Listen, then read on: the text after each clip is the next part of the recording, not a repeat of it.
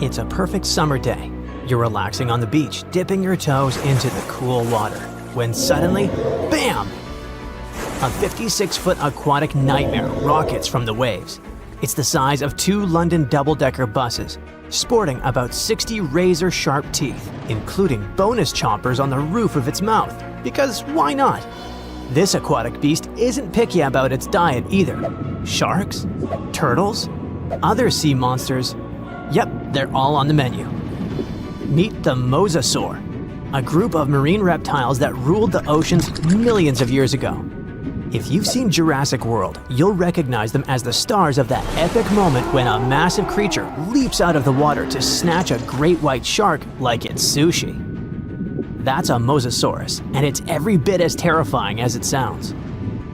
Recently, scientists stumbled upon a fossil of one of those marine monsters in, of all places, Mississippi.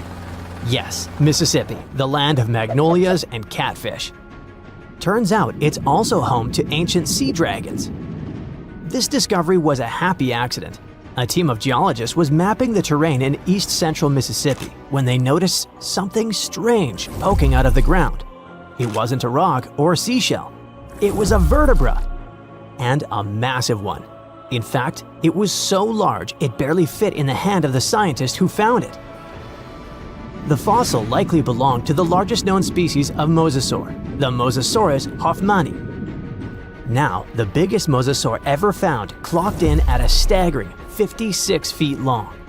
This new specimen hit a solid 30 feet at least, and while it might not break the world record, it certainly makes the crown for the biggest mosasaur ever discovered in Mississippi.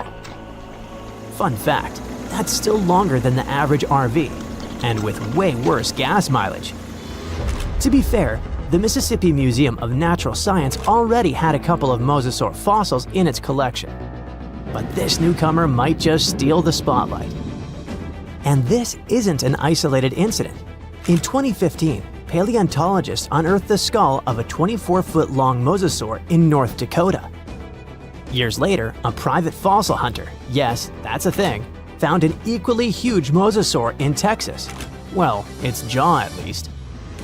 These sea monsters, also known as sea dragons, by the way, actually have one of the wildest origin stories in paleontology. The very first skull was found way back in 1764 in a chalk quarry in the Netherlands. And at the time, scientists thought it was a whale. Then came a second skull, which was so impressive that French revolutionaries literally looted it during the siege in 1794. Legend has it they swapped it for 600 bottles of wine. Doesn't sound like a fair trade to me. That fossil actually helped pioneer the concept of extinction and got paleontologists buzzing for centuries. Since then, mosasaur fossils have popped up all over the world, like ancient scaly celebrities leaving their mark. From the Mississippi backwoods to the deserts of Morocco, from New Jersey to Belgium, scientists have uncovered everything from teeth to full skulls, sometimes even misplacing them in museum drawers for centuries. So what exactly were these terrifying titans of the deep? Well, let's just say, if ancient oceans had a most likely to eat everything in sight award, the mosasaur would win it. Picture a gigantic scaly torpedo with a mouth full of about 60 razor-sharp teeth, including some growing on the roof of its mouth like dental overkill. It had a long, muscular tail for propulsion and 4 paddle-like limbs that worked like turbocharged oars, letting it cruise through warm, shallow seas like a reptilian speedboat. Scientists believe they were close relatives of modern monitor lizards and snakes, which honestly just makes both of those animals way more terrifying. Some mosasaurs even might have had adaptations for sensing vibrations in the water, allowing them to detect movement from a distance, similar to how sharks use electroreception today. Their eyes were well developed too, giving them sharp vision in the dim ocean depths, a key advantage when hunting fast or elusive prey. But what really makes mosasaurs the stuff of prehistoric nightmares is their attitude. They were apex predators, and they knew it. Those sea monsters weren't picky eaters. Fish, turtles, birds, sharks, other mosasaurs. Basically anything that moved was dinner. Fossilized mosasaur stomach contents prove they practiced family dinner in the most metal way possible. If they were around today, your beach day would be a lot more exciting, and probably shorter. These guys were so intense, they dominated the whole world. It's safe to say, mosasaurs were the undisputed rulers of the late Cretaceous oceans. And like today's orcas or great white sharks, they probably used ambush tactics, sneaking up on prey from below before striking with explosive force.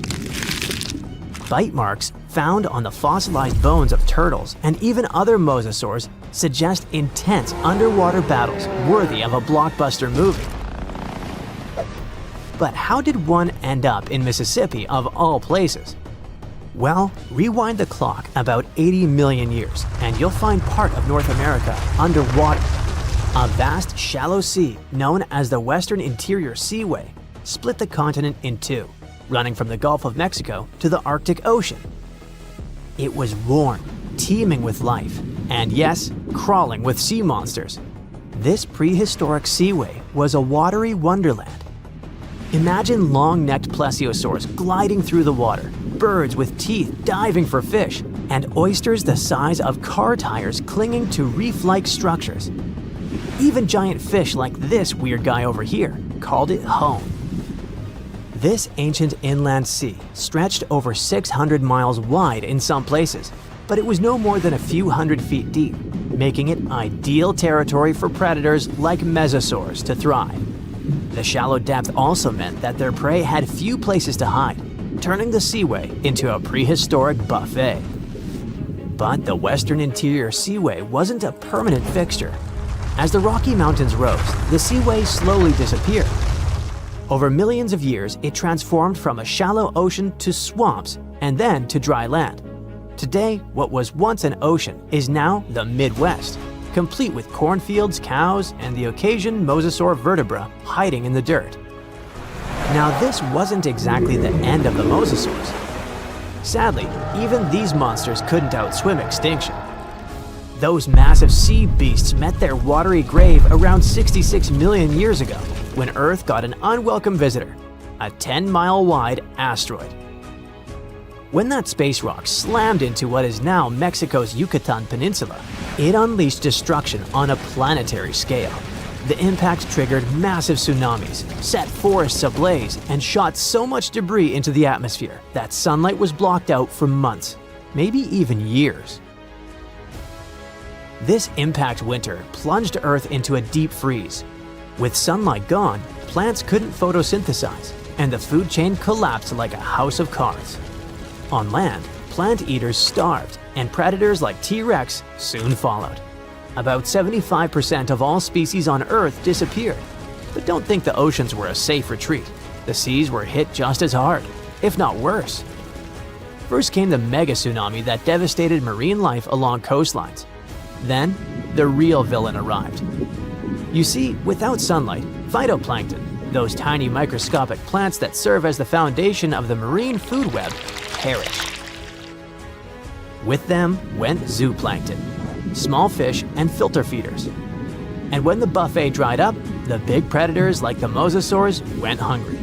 No food, no future. With plunging temperatures and ocean acidification, even the ocean's top predators couldn't survive. Mosasaurs, along with plesiosaurs and ammonites, were wiped out in the blink of a geological eye. So ended the reign of sea monsters. The good news is that you can now swim at peace knowing that no sea dragon will ever come at you. I mean, it's a bummer that they went extinct, but let's be honest. Beach days are way more relaxing without 56-foot lizards crashing the party. Something exciting and kinda unexpected popped out among the rocks of the Ica Valley in Peru. The bones of a really old whale that lived almost 40 million years ago. At first, no one was really impressed because the bones they found were big and weirdly shaped, so people just thought they were looking at giant boulders. I mean, that's cool too, but things got way better when they realized those were the remains of a very large ancient animal that roamed along the coast of ancient Peru. Plus, it was probably the heaviest creature that ever lived. Sorry, blue whale, I know you worked hard to get to the top. The length of over 100 feet and weight of more than 200 tons brought you the status of the biggest animal on our planet. But it seems you've held the title long enough. Time to hand it over to our next candidate, and that one's really gigantic. This ocean beast was probably shorter than the blue whale, but heavier, with a weight that could be between 93 tons and 370 tons. If it's closer to the higher number, it'll make Prehistoric the biggest animal ever known to have lived on Earth. And it seems its weight was the result of having extremely thick, dense bones. You can see such bones today in manatees or some other early whales. Dense bones are a great tool for such marine mammals. This feature makes them heavy and allows them to stay submerged most of the time. But at the same time, if their body was too heavy, they would end up sinking all the time, and they would waste too much energy to move back up to the surface. So, to avoid sinking, marine mammals need to have enough lighter tissues, like muscles and fat, to help them float in the water without using too much energy. Now, scientists didn't have the whole skeleton, which makes it hard to tell how big the animal was. But they used the ratio of the heavy bones to the lighter tissues in other marine mammals to estimate the overall weight of this giant ancient whale. Experts found these fossils about 13 years ago and spent the next decade freeing the whale from the rock. Its anatomy and age showed this whale was a cousin of Basilosaurus, a whale that had a long snout full of sharp teeth, and a sleek body similar to that of an eel.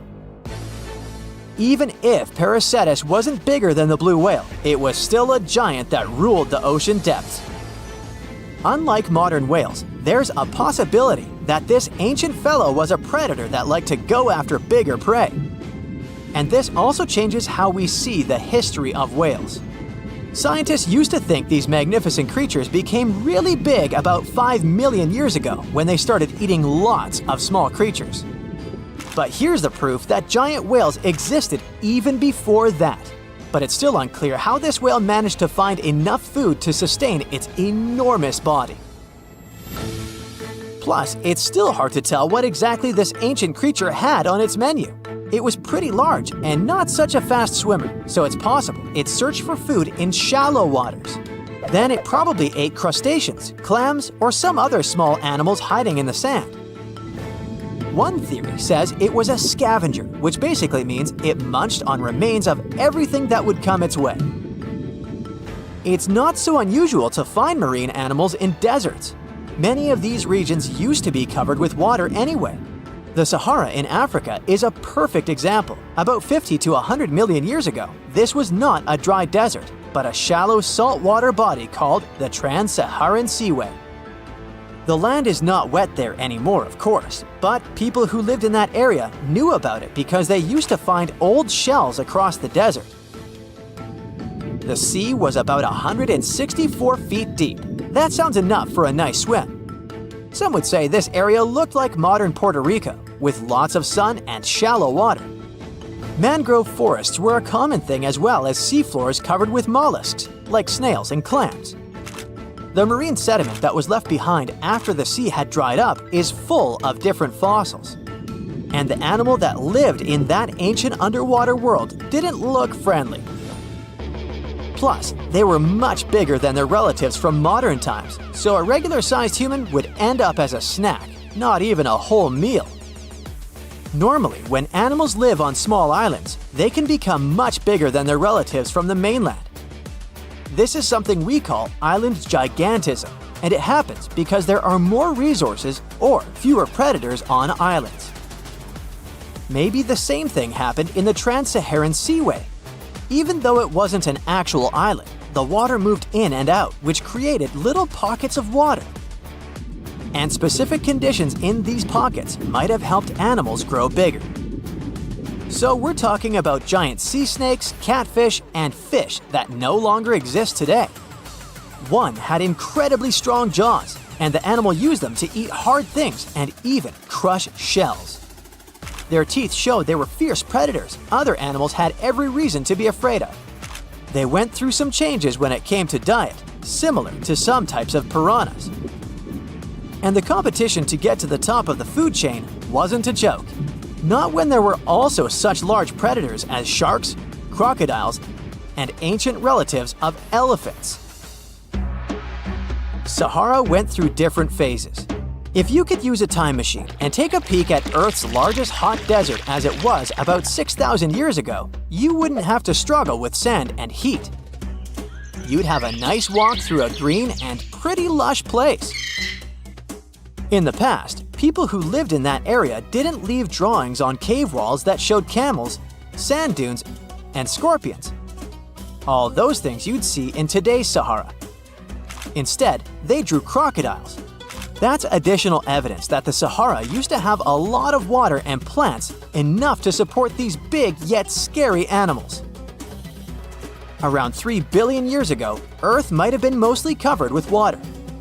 Today, it's about 71% of its surface, but it seems that our planet used to be a giant ocean world with no continents at all, just some scattered islands.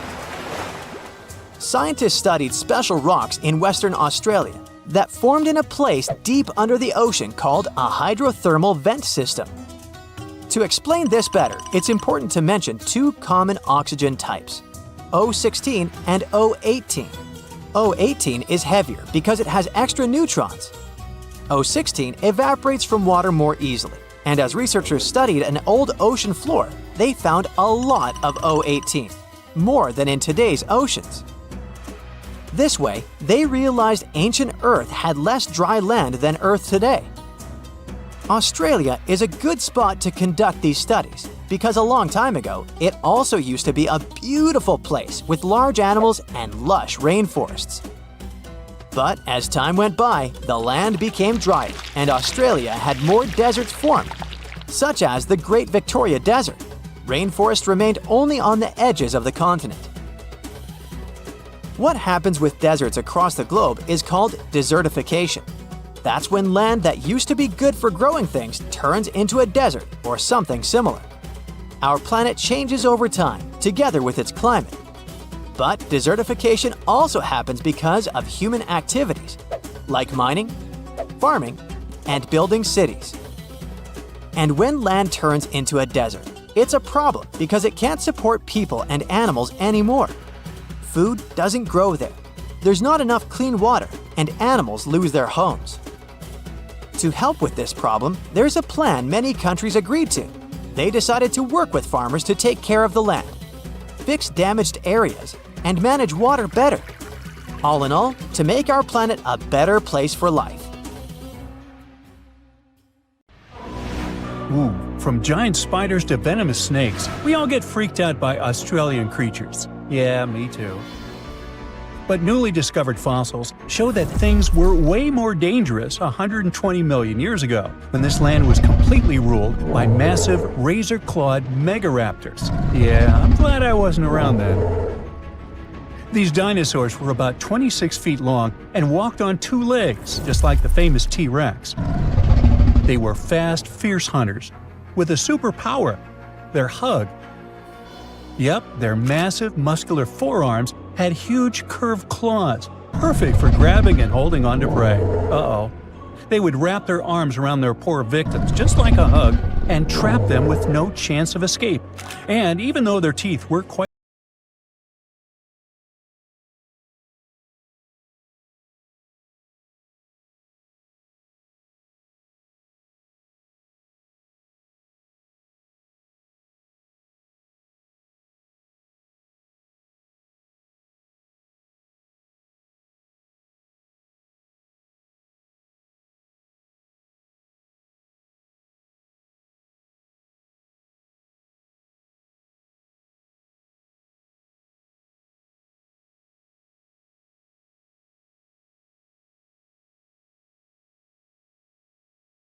just a couple of fragments. A deeper analysis confirmed that these belong to a megaraptor. And not just any megaraptor, it was the oldest one ever discovered. This discovery gets even more exciting because it adds weight to the theory that these dinosaurs might have originated in Australia. But we already knew that they roamed the land down under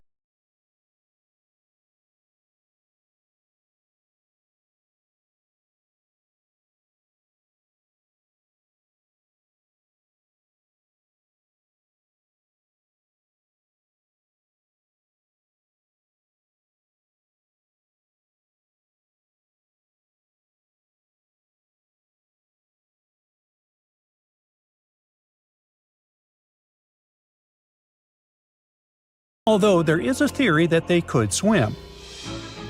Remember, we're talking about the dinosaur era, which happened millions of years ago.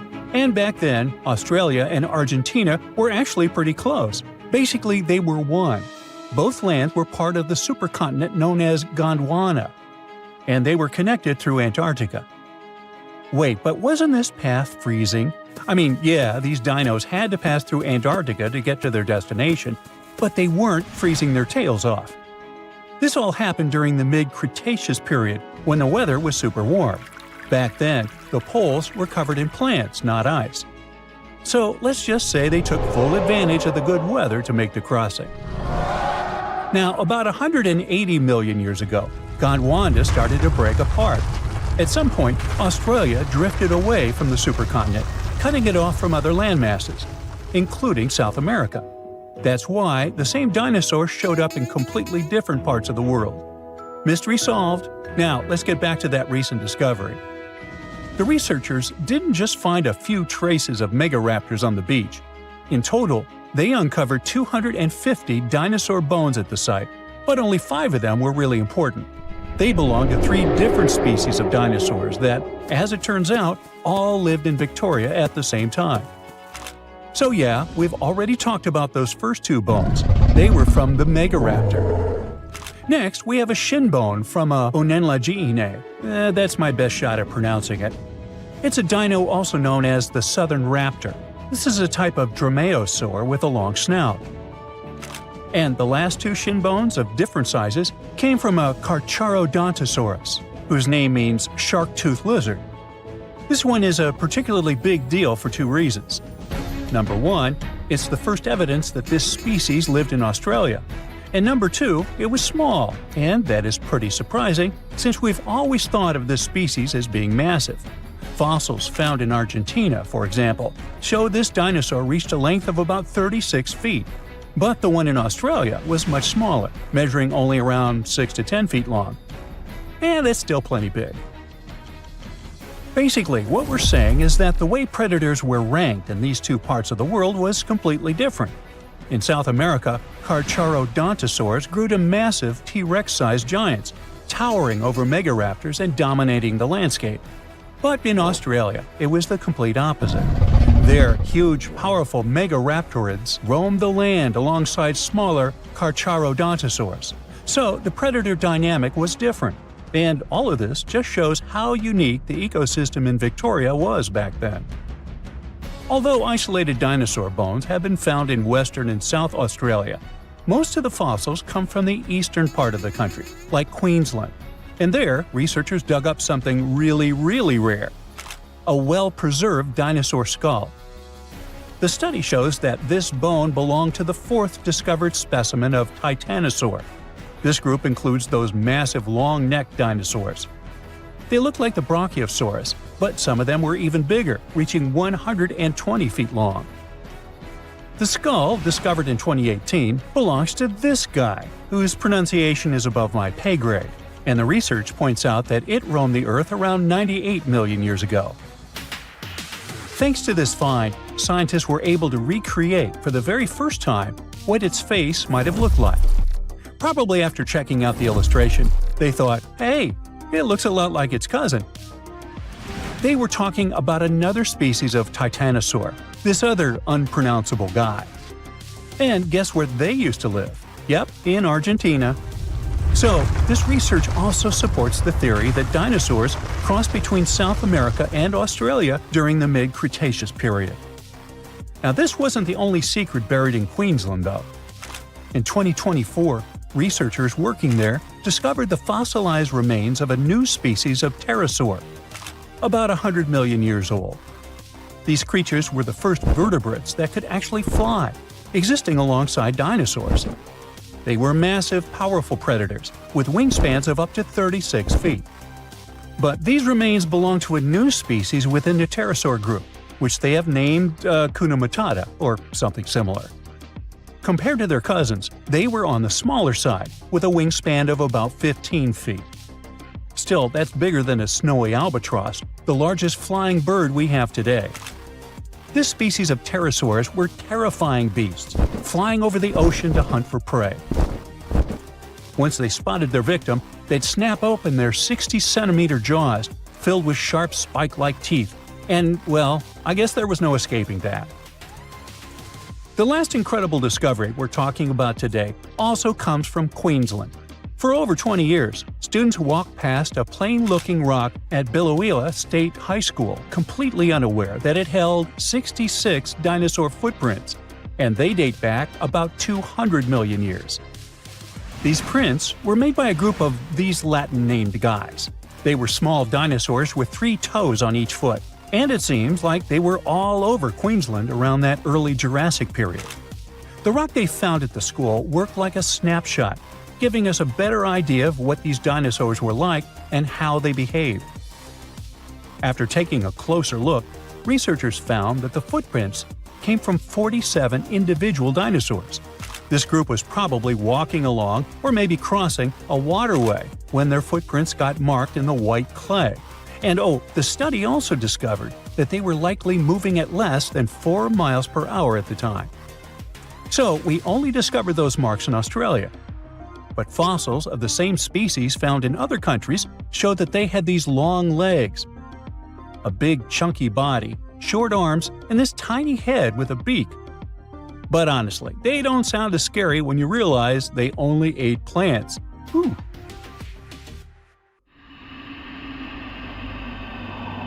You're walking along a hot desert under the scorching sun. You run out of supplies. There's no more water. You dream about rain, but there are no clouds in the sky. With each step, you lose more and more strength and fall. You notice a small pond nearby. Is it real water or just a mirage? You can't get to your feet, so you crawl there. The water is getting closer by the minute, but not because you're moving towards it. It's the water approaching you. In a few minutes, the pond area increases. Here, you're already in it. A small lake is formed, 60 feet deep, at the place where the piece of desert was. This real event happened in 2014 in the Tunisian desert. No one knows exactly on what day the lake appeared, since this part of the south of Tunisia is sparsely populated. At first, shepherds passing by saw the lake and didn't believe their eyes. In the next few hours, hundreds of locals came running to the place. They began to swim, jumping into the water from the surrounding rocks. But a few days later, something strange happened to the lake. In the beginning, it was a crystal clear turquoise blue color, but then it turned dark green. People didn't attach any importance to this and continued to swim. They shouldn't have done that. The scientists and geologists arrived and immediately announced that it wasn't safe to swim in the lake. Muddy green water means the lake is stagnating. It's not refreshed, it's not fed by underground springs. Now the lake is filled with algae and a lot of harmful bacteria that can cause serious diseases. They also found out that this region of Tunisia is filled with huge deposits of phosphate. This substance can disintegrate and leave radioactive traces. The lake can be carcinogenic, toxic, and hazardous for any living organism. But people didn't worry about this too much. They walk in the middle of the desert, while the sun heats the air to 104 degrees Fahrenheit. Most of them are unlikely to refuse to jump into cool water, despite the warnings of scientists. Until now, no one knows exactly the reason for the appearance of the lake. Some scientists believe the lake was formed because of heavy rains. The lake is surrounded by rocks and is located inside a canyon. The water could just accumulate after each storm. Some geologists think an earthquake was the cause of the lake. A small seismic activity provoked the rupture of the Earth's rock above the water table, and through this hole, all the water splashed out. And if this theory is correct, then the lake can be pulled back underground through cracks. This is the same as when you pull the plug out of a drain hole in a filled bathtub. Any small earthquake is like pulling the plug out. Therefore, if you find yourself in these places, don't swim in this radioactive lake. We're going to the Caribbean Islands region. Among the clear blue sea, you can find a unique lake. It's located on one of the Paradisical Islands. You may not even notice the lake right away. The entire territory may seem like a huge concrete platform, but the main thing is not to step on its surface. Pitch Lake is a lake filled not with water, but with liquid asphalt. This is the largest asphalt deposit in the world. Steam is coming from all over the lake as it's hot. The depth of this lake is 250 feet. An entire passenger Boeing could fit there in an upright position. The lake is not fully studied, but scientists believe there's a deep fault in the Earth's crust under it. A huge amount of oil seeps through it. It passes through various chemical compounds and turns it into the asphalt. According to rough estimates, there are about 10 million tons of hot material inside this place. Theoretically, no life can exist in such conditions, but scientists have discovered a colony of microbes. Somehow, these creatures have learned to survive here. This also suggests that life outside of our planet may exist. The largest moon of Saturn, Titan, has many hydrocarbon lakes on the surface. And if the simplest forms of life appeared among a million tons of molten asphalt here on Earth, then nothing prevents them from appearing on Titan. We're going to Indonesia, to the island of Java. You need to climb a large volcano to see the next phenomenon. The volcano is overgrown with grass and trees, but it doesn't seem to be sleeping. Smoke is pouring out of its mouth. You climb to the top and see a clear lake instead of boiling magma. The blue sky is reflected in its bright turquoise surface. But don't try to jump there. This lake is filled with acid. The magma inside volcanoes comes from the deep bowels of the Earth's crust. The incandescent liquid consists of many molten metals and chemical compounds, and the lake is filled with particles of these metals. In addition, the volcano emits sulfur dioxide gases. When they combine with metals, they form a beautiful turquoise color. You'd better come back here at night. In some places, a lot of sulfur is concentrated.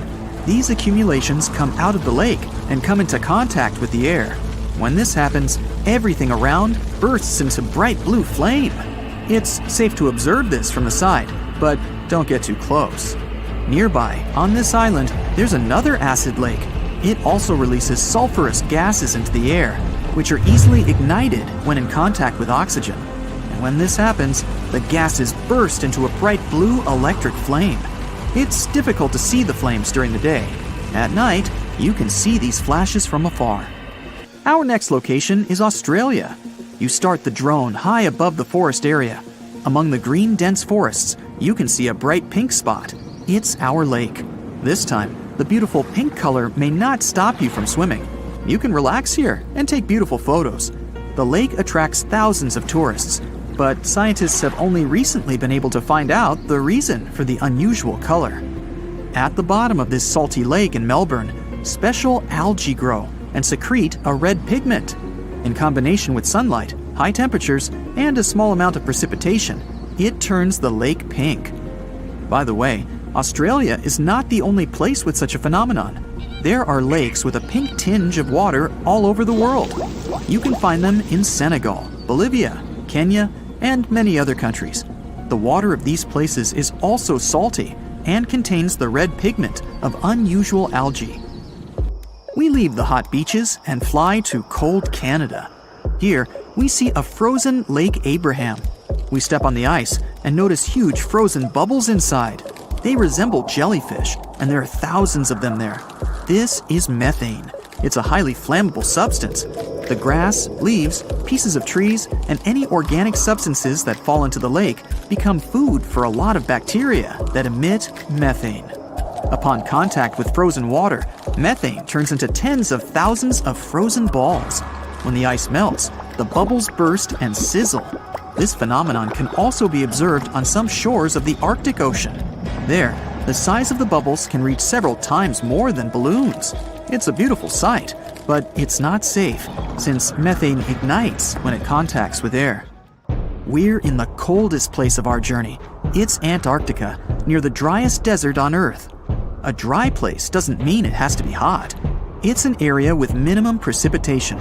The desert isn't sand and cacti, but a place where almost no living life inhabits. Some areas of Antarctica meet these two criteria.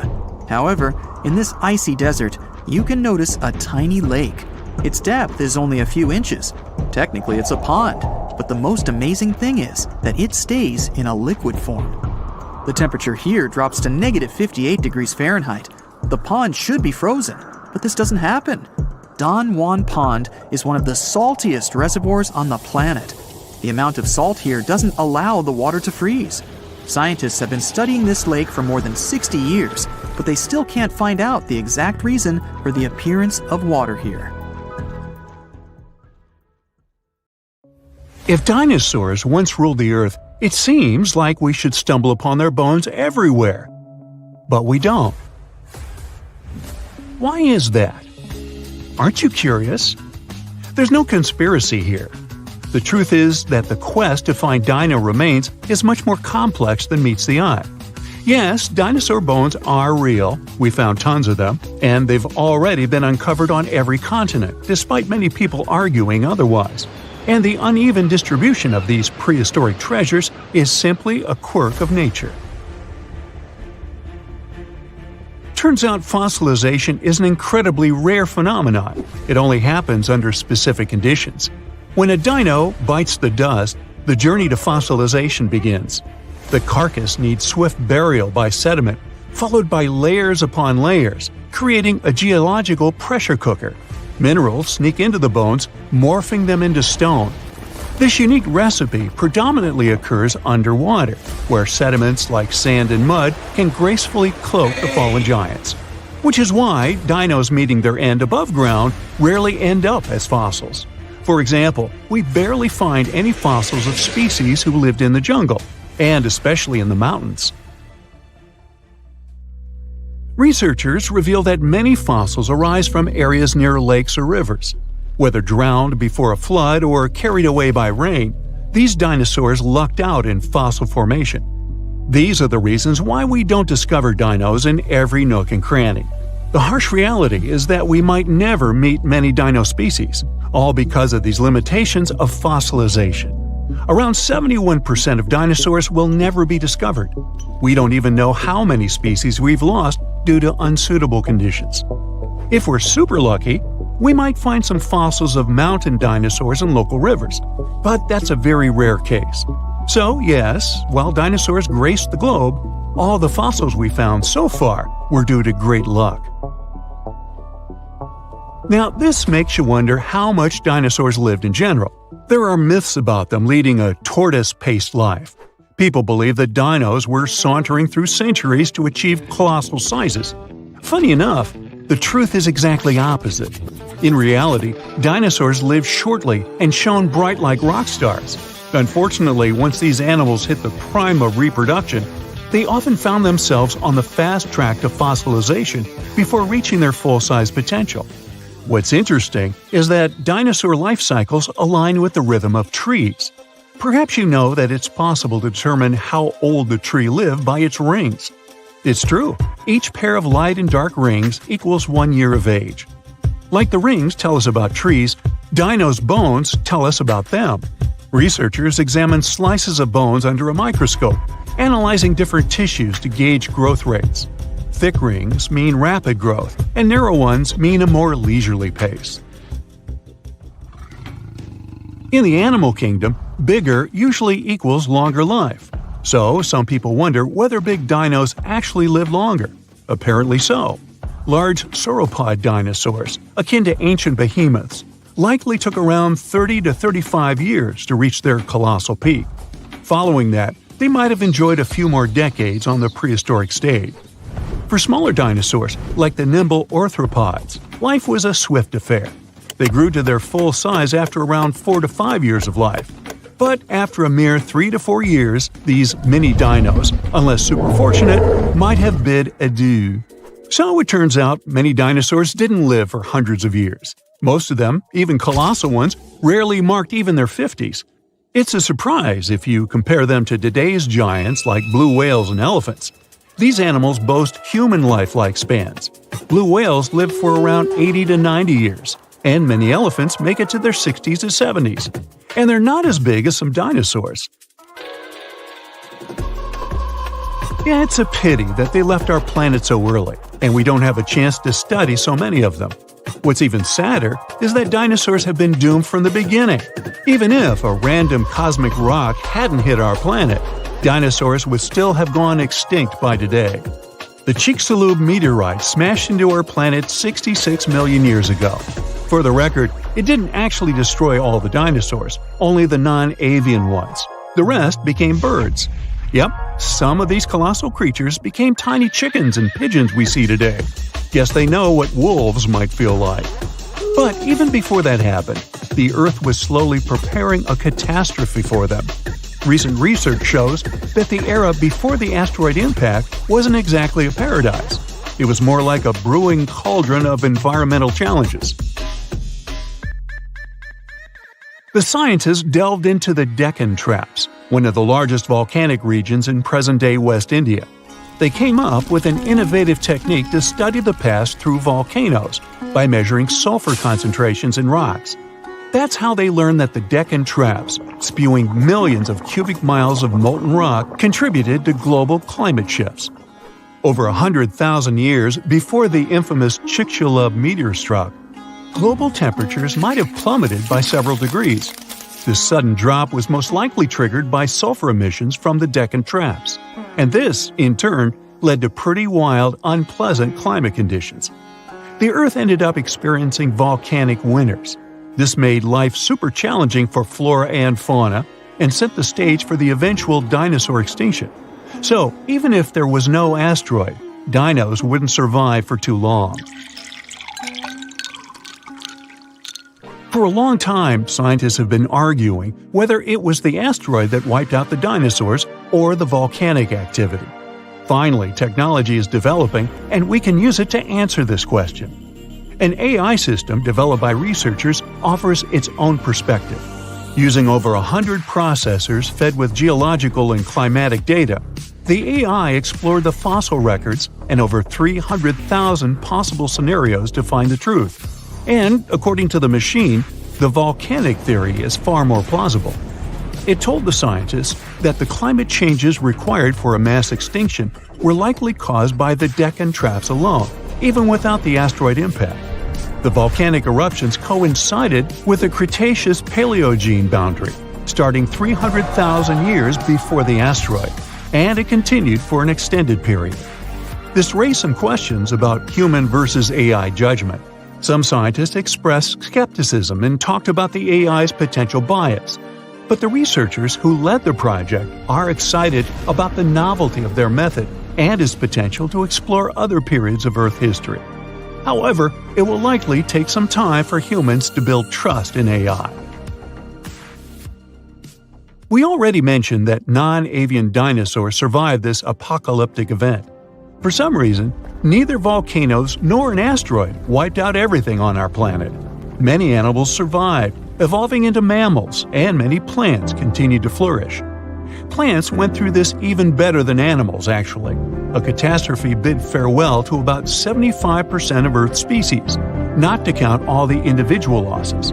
Yet, botanical wonders survived. Around 78% of our plant species owe their existence to their persistent ancestors. Unfortunately, plants don't turn into fossils as easily as animals do, and we already know that this process isn't quick or common either. So the researchers had to turn to evolutionary trees. They analyzed up to 73,000 surviving plant species. The findings revealed a remarkable narrative of evolution and dominance. Turns out, after the Great Extinction, these sneaky plants seized the opportunity, just like mammals who rose to prominence after the dinosaur era. Major orders, like those of mint, magnolia, and orchids, not only coexisted with dinosaurs, but thrived beyond the extinction. The secret to their success lies in how they could adapt for pollination. They didn't care whether they were pollinated by wind or insects or anything else, basically eating resources from anywhere they could find. Thanks to this awesome adaptability, which scientists call flower power, their legacy lives and flourishes today.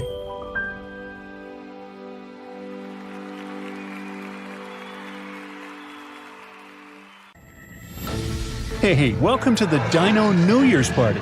Hey, everyone you know well is here. Tyrannosaurus, Triceratops, Stegosaurus, Raptor, Diplodocus. But there will also be someone new, a guest who will surprise you. You see, paleontologists have discovered a new dinosaur species that was somewhat like the T-Rex, but with a twist. These guys would rather eat a crunchy salad than a juicy steak. Hey, meet this dude. Any guesses on how to pronounce this? Deinonychus sakubatri. Thanks, please hold your applause. These are herbivorous guys that belong to the therizinosaurs. But they had one awesome feature. A feature that showed scientists that Deinonychus belonged to a new branch of dinosaur evolution, about which little is known. But hey, let's go back to the dino party, shall we? Here you can see dinosaurs with different personalities. The T-Rex is a bully and toothy. The velociraptor seems to be very toxic and moody. The Triceratops or Stegosaurus are aggressive but silent. You know, like those guys that don't touch anyone, but it's better not to mess with them. So among them all, the Therizinosaurus is a chill guy that will always help, will always keep you company at a party, and will never be annoying. Therizinosaurs lived in what is now Asia and North America during the late Cretaceous period, about 100 to 66 million years ago. Their anatomical features made them look more like predators, like the T-Rex. But therizinosaurs were herbivores, with large crescent-shaped claws. In some species, they reached up to 20 inches. Now imagine how dangerous these monsters would have been had they been carnivorous. But they used their claws to grab tree branches and eat leaves. The Deinonychus was quite large, just under 10 feet in length. A hippo was about the same size, and their weight was about 600 pounds, which is almost half the size of a horse. Therizinosaurs had a long mouth, a bit like a duck's nose, and long front paws with 3 thumbs. But the Deinonychus, that has been found recently, was unique because it only had 2 fingers on each hand. The 2-fingered dinosaur discovery has sparked joy among paleontologists. Okay, 2 fingers instead of 3, whatever, you might think. But it makes a big difference. It shows how dinosaurs evolved. The latest paleontology news reports that the discovery was made in Mongolia. It was the largest preserved claw in history. Its size was about 11 inches, and it had a curved shape. That means it was like a giant banana. The coolest thing was that the claw was covered with keratin. Our nails are made from this material too. Can you imagine? Large lizards that lived tens of millions of years ago had claws with the same composition as our nails. Nature is amazing, isn't it? Do you know this crazy theory that the T-Rex evolved into a chicken and the velociraptor into an ostrich? There must have been tons of evolutionary changes. But the 2-fingered dinosaur discovery offers us a more understandable and more detailed explanation of how dinosaurs evolved.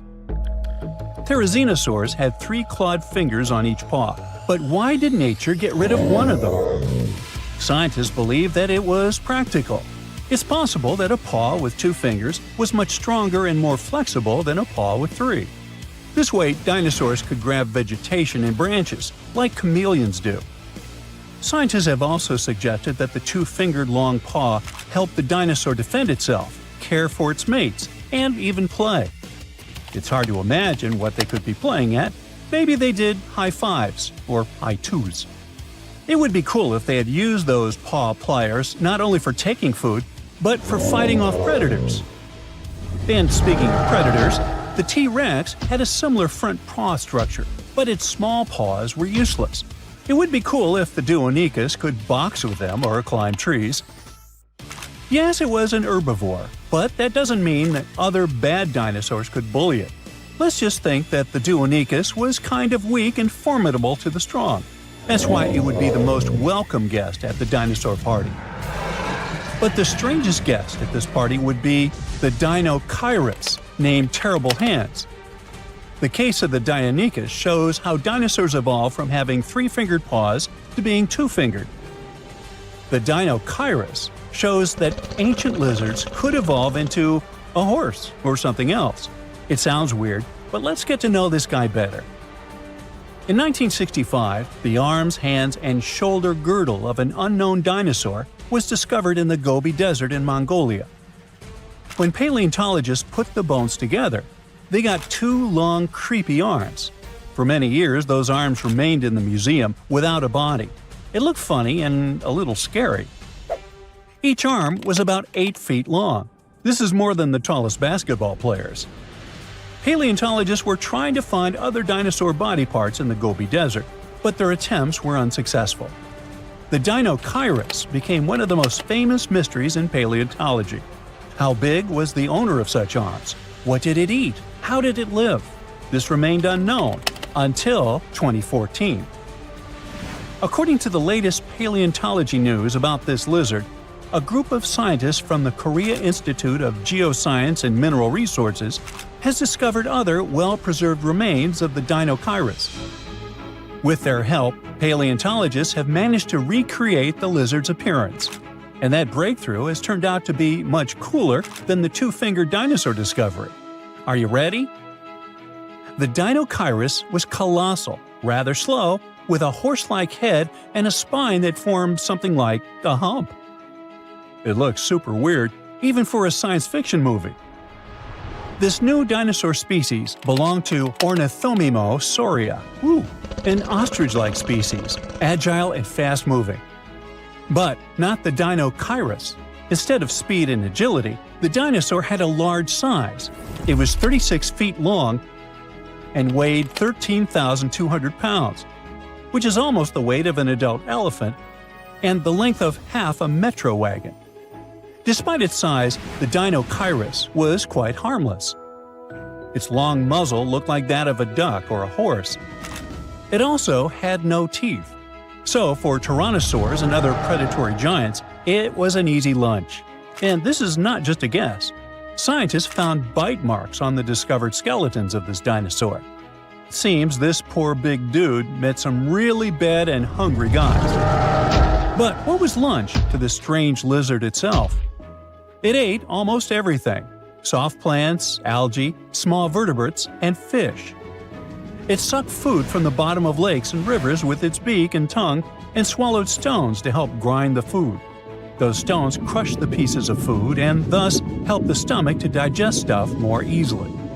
The dinosaur used its terrible hands to dig and pick up food from trees and the ground. But the strangest part of its body was its back and tail. The bones at the end of its tail were joined into a single structure called a pygostyle. This thing supports the feathers of modern birds. Now, it's possible that the Deinocheirus waved its tail like a fan, and its back had thick bone spikes that stuck up from its spine.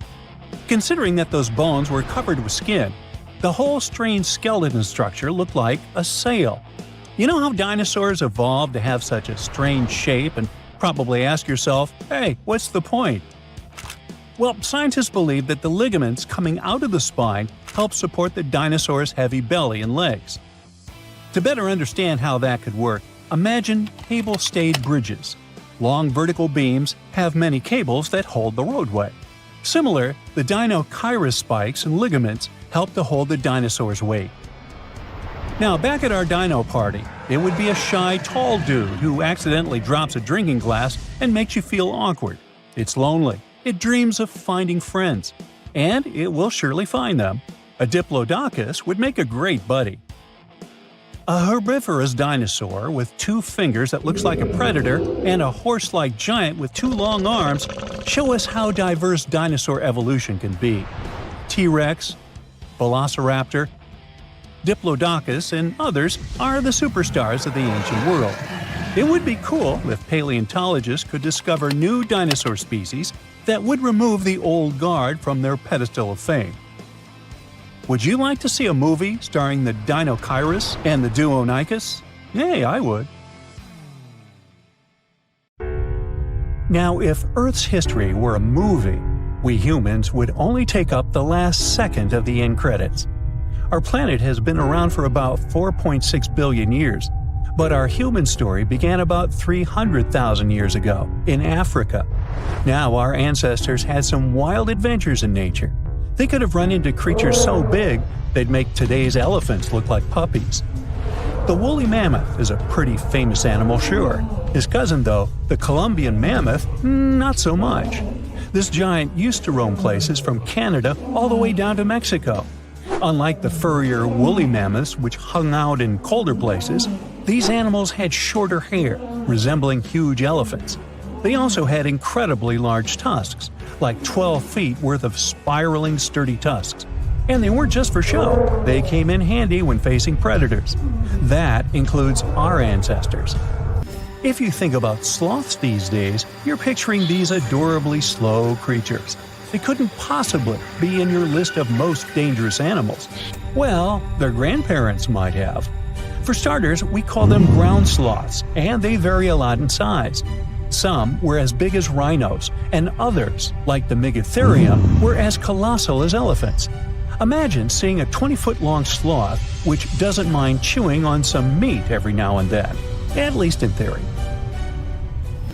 Ever heard of Bigfoot? Well, our next animal kind of looks like him, but is a distant cousin to orangutans. Meet Gigantopithecus, the largest primate to ever call our planet its home.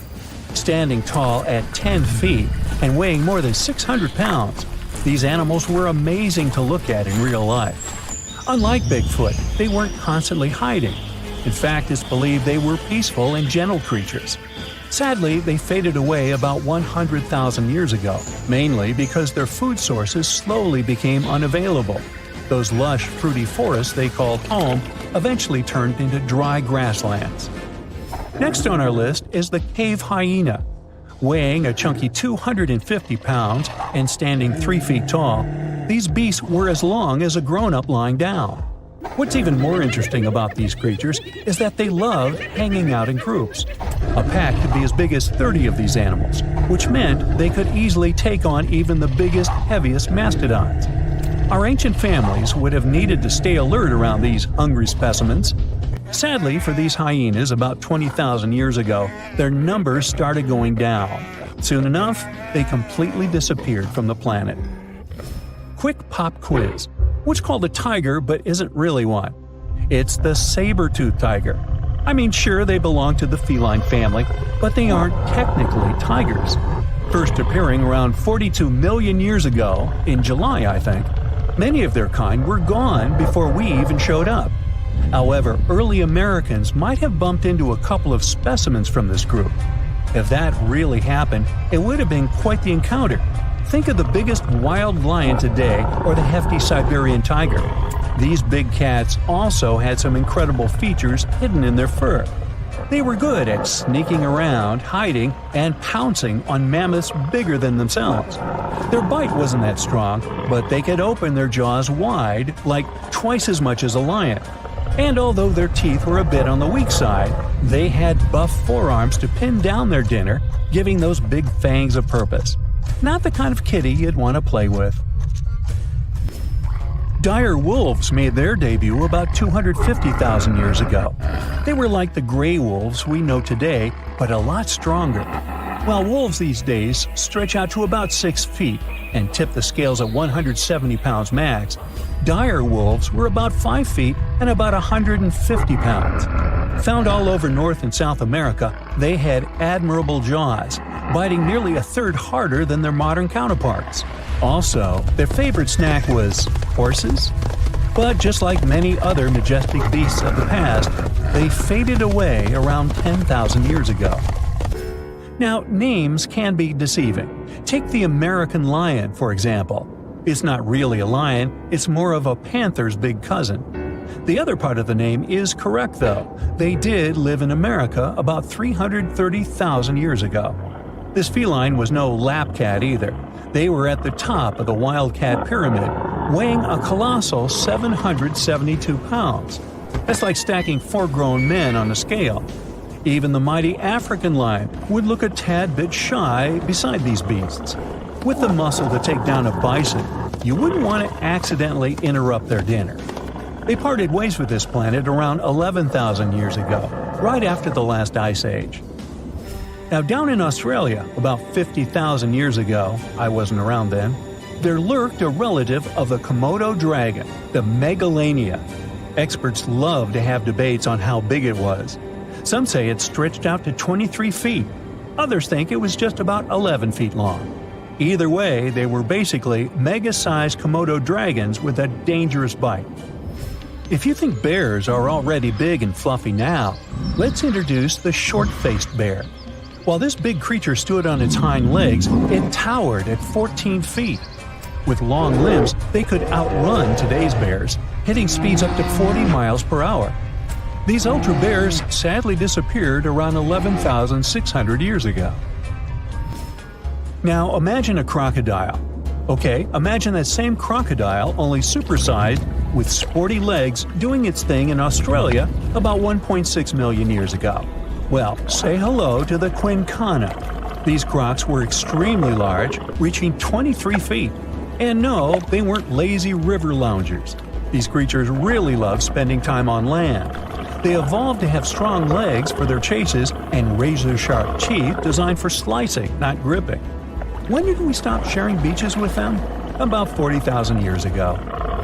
The name elephant bird might not sound familiar, but try to picture a bird that stood tall, as high as a basketball hoop at 10 feet, and weighed as much as a small car, 1,500 pounds. Their eggs were equally huge, like 150 chicken eggs bundled up into one.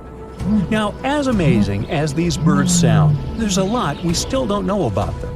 They're hard to study, as most extinct animals are. Still, some recent studies have given us some clues. Scientists have been examining ancient molecules from their fossilized eggshells. It's an awesome piece of evidence, since these birdies' shells were thick, preserving precious DNA inside. Plus, there are tons of these eggshell fragments sprinkled all over Madagascar's beaches. Because of these findings, we now know these birds were herbivores and loved eating leaves and seeds. We also know the tiny kiwi bird is its closest living relative. Now, dodos were these amazing birds we also used to share the planet with. They're like distant cousins to Asian pigeons. To give you some perspective, imagine a chunky bird weighing about 50 pounds. Similar to chickens, turkeys, and ostriches, dodos were also the types of birds that couldn't fly. Their wings were small, and they had the muscle strength of, well, a wet noodle. Now, you might have heard the word dodo used as a name for creatures that aren't that bright. Don't get confused, though, by this name. These birds were in fact intelligent. Scientists were able to figure that out by studying their fossils. It turns out that they were good at smelling stuff, unlike most birds that are all about the visuals. These creatures aren't around for us to study anymore, but that might change. One evolutionary biologist is on a mission to fully understand these amazing ancient birds. On that note, she revealed that the dodo's DNA has been completely sequenced. There are even talks about potentially bringing dodos back to life. They would make a nice addition to the lovely beaches of Mauritius, the place they used to call home many, many years ago.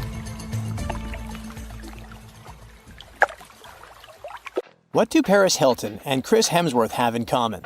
Well, apparently, they both want to bring animals back to life. But we're not talking about making your favorite pet live forever. Nope. These celebs are actually helping a science company bring back animals that no longer exist, like the mammoth, the Tasmanian tiger, and even the iconic Dodo. If everything goes according to plan, these fascinating creatures could be walking among us again by 2028.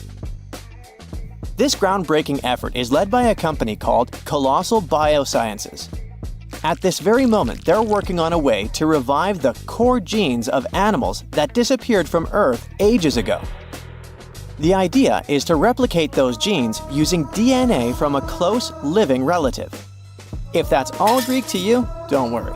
We'll break it down a bit later. So, the mammoth is one of the animals they plan to bring back, and people are especially hyped about it. These incredible, massive creatures roamed parts of Africa, Europe, Asia, and North America until about 4,000 years ago. Some people might mix them up with modern elephants, but there are some key differences. For starters, they had huge curved tusks that curled inward and were used to dig for food. They also adapted to survive in freezing climates, like having 2 layers of thick fur to keep their blood warm. But mammoths and elephants do have a lot in common. The woolly mammoth shares 99.5% of its genes with its closest relative, the Asian elephant. That's huge because it means that mammoths are genetically closer to Asian elephants than Asian elephants are to African elephants, for example. The company's bold plan is to create a living, walking elephant-mammoth hybrid that looks just like the ones that used to roam the planet. This animal will look like, walk like, and even sound like a woolly mammoth, but most importantly, it'll be able to live in the same ecosystem that the mammoth left behind. If the scientists succeed in bringing back enough of these creatures, one of their big goals is to help restore the Arctic tundra ecosystem. But how do they actually plan to create the mammoth? Here's their plan. First, they need to find well-preserved samples of woolly mammoths in places like Alaska, for example. Then they'll need to sequence the mammoth's genome and the genome of its closest relative, the Asian elephant. The next step is to identify the important genes that made the woolly mammoth perfectly adapted to cold temperatures, like its shaggy hair, curved tusks, and dome-shaped cranium. In other words, they need to identify which genes make the mammoth, well, the mammoth. Now comes the interesting part. They will use top-notch gene editing tools, kind of like scissors, to cut the Asian elephant DNA and replace those spots with the mammoth sequence. This will allow them to create a new cell line and, later, an embryo. This embryo will grow inside a healthy female Asian elephant, who will be the surrogate. And just like that, a new, cold-adapted elephant will be born. Or at least, that's what scientists hope. Specialists predict that this Mammoth 2.0 could be on Earth as early as 2028. The reason it will take a while is that their gestation period is around 22 months. But if that deadline feels too far for you, there is actually a chance we could get a surprise a lot sooner. That's because some of the other animals they plan to revive have a much shorter gestation period, like Australia's thylacine, also known as the Tasmanian tiger. The company is also doing whatever it takes to give this animal a second shot at life. And the good news is that the process seems to be well advanced. Recently, the group announced that the Tasmanian tiger's genome is about 99% complete. This animal was native to the Australian mainland and the islands of Tasmania and New Guinea. A big part of the Tasmanian tiger population disappeared over 3,000 years ago. But about 5,000 of them kept roaming around until pretty recently. It's believed that the last thylacine passed away in 1936. To revive the Tasmanian tiger, scientists first need a sample of the ancient animal. So they took RNA molecules from a 110-year-old preserved head that had been kept in ethanol. The team was really lucky because it's rare to find old samples that are so well preserved, allowing scientists to use advanced DNA analysis techniques. And by that, I mean they did a full, complete analysis. By studying RNA samples from important tissue areas like the tongue, nasal cavity, brain, and eyes, experts were able to learn a bunch of interesting things about the Tasmanian tiger. They could figure out how its brain worked, and also what this beast could smell, see, and taste. By the way, these semi-nocturnal animals had a special appetite for small rodents, lizards, and birds. After finding the perfect sample, the process of reviving it will be pretty much the same as with the mammoth, but with an elephant as a DNA donor, of course. In the case of the Tasmanian tiger, its closest living relative is a small marsupial called the fat-tailed dunnart. Even though this animal is small, it is a ferocious carnivore. So experts believe the whole DNA editing process will work just fine with its sequence. Their goal is to turn a fat-tailed dunnart cell into a thylacine cell. To accomplish that, they did more than 300 unique genetic changes into a dunnart cell.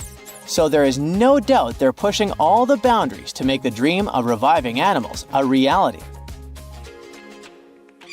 This project also plans to revive the iconic Dodo. You know, that funny-looking bird from the paradisiacal island of Mauritius in the Indian Ocean? And here, things get a little trickier, since we don't know much about this creature, which has origins that go back about 23 million years. Basically, the only clues we have about what dodos looked like when they were alive come from a handful of drawings, paintings, and written descriptions from the 17th century. But since those pictures are all pretty different from each other, and only a few of them were based on real live dodos, we're still not 100% sure what they actually looked like. And as for how they behaved, well, we don't know much about that either. That's why reviving this long-absent legend will be super interesting and really enlightening. The sample they used to extract an old dodo genome came from a skull in the collection of the Natural History Museum of Denmark. And the dodo's closest living relative, which will provide the host cells, is the Nicobar pigeon, a gray bird with colorful features found in the Andaman and Nicobar Islands in India. If everything goes smoothly, in a couple of years, we might see the fabulous and iconic dodo with our own eyes. Reviving animals might sound impossible, but science and technology together can be a real game changer, not only by protecting today's animals, but also by restoring species that disappeared from the planet long ago. Actually, we've already pulled this off. A wild goat called the bucardo, also known as the Pyrenean ibex, went extinct in the year 2000. But 3 years later, scientists managed to bring it back to life, using a method pretty similar to what we've talked about in this video. It took 57 tries, but one of them finally worked, and a bucardo clone was born. Unfortunately, the animal only lived for 10 minutes. You might think that wasn't a success, but it was actually a huge step forward in the whole animal revival field. Now, specialists can only hope the project to bring back the dodo, the mammoth, and the Tasmanian tiger go a bit better.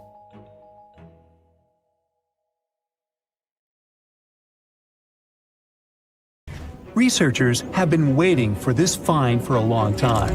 They came in all shapes and sizes. It would have been hard to distinguish them from dinosaurs. Most species weren't bigger than a mouse. It's like a reminder of a long-gone era when its ancestors walked on all fours. The first mammals to walk the earth were different from us humans in one important aspect. We walk on two legs. That makes us bipedal. But the first animals that made the transition from sea to land were tetrapods. This means they walked on four legs. The story of these creatures began in present-day Scotland. The region is home to the first terrestrial ecosystem in the world. The rock here is made from silica. This material is the building block of glass. Hot volcanic springs formed these rocks more than 400 million years ago. Such land composition is a treasure trove for paleontologists. These are the scientists who study the fossil remains of animals and plants. In Scotland, they found everything from plants with preserved cells to the oldest known fossils of insects. They even discovered a fungus that grew up to 29 feet tall. But there was one find that stood out from all the other ones. In 2015, scientists unearthed fossils of four-legged animals. The place of discovery was Willie's Hole, near the hillside village of Churnside in the south of the country. Researchers dated the finds to the Paleozoic era, about 360 million years ago. This was the time when the early ancestors of the dinosaurs thrived. The world was a much different place back then. Today, we associate Scotland with cold and rain, and kilts and golf. But at that time, this land sat closer to the equator. It had lush vegetation, and its climate was hot and humid. Droughts and flooding were quite common. It was the perfect setting for an important evolutionary event. Researchers have been waiting for this find for a long time. The fossil records had a 15 million year gap. Its name was Roemer's Gap, after the Harvard professor who described it. Science was missing fossil evidence of the animals that ventured onto land on all fours. The 5 fossil species they found in Scotland shed light on this mystery. The first tetrapods were divided into 2 large groups. One of them contained the ancestors of birds, reptiles, and mammals. Their collective name is Amniotus. The other included the ancestors of amphibians, such as frogs. When these and similar species migrated to dry land, they discovered that they weren't alone. The earliest life forms that made this evolutionary leap were liverwort-like plants. We know this because scientists found their spores. They also discovered fossilized remains of an air-breathing millipede. It had tiny holes that allowed it to breathe air. This puts it among the first oxygen-breathing animals on the planet. And this species of millipedes is the first land dweller in the animal kingdom. Today, the largest of such creatures is the African elephant. Scientists believe that one of the first four-legged creatures to make it onto land was an amphibian ancestor. Its name was Ichthyostega. The first part of the animal's name translates from ancient Greek as fish. This reveals a lot about the way the creature moved. It dragged itself on the ground using only its front limbs that resembled fins. This is the way that mudskipper fish move on land today. This isn't how we imagine proper walking, but during the period our hero lived on Earth, it was the perfect way to get around. The climate had both extremely dry and wet periods. The ability to walk and swim at the same time was especially useful. The fossils from Scotland supported this claim. The fish-like animals scientists found had 4 slender limbs. This is the perfect equipment for life on land, not inside the ocean. There was further evidence. The fossils displayed well-developed lungs for breathing outside of water, but their legs were still too weak to completely lift the body off the ground. The tail section had to slither along the surface, similar to how a snake moves forward. This animal that resembled a modern-day salamander lived during the Paleozoic era. This was the time when four-legged creatures developed a standard number of digits at the end of their hands and feet, 5 on each. We know them today as fingers. All species that had more than 5 fingers started slowly disappearing. These pteropods split into 2 groups. The first of them had to return to the sea to lay eggs. This group would later give rise to amphibians. The second kind of tetrapods is more interesting to human evolution. They're considered the ancestors of reptiles, dinosaurs, and mammals. The Permian period came at the end of the Paleozoic. By this time, all life forms on Earth inhabited the supercontinent of Pangaea. There were vast deserts far away from the oceans. The more important species that walked on all fours during this time were the synapsids. They came in all shapes and sizes, but the only subgroup of synapsids to survive into the Cenozoic were the mammals.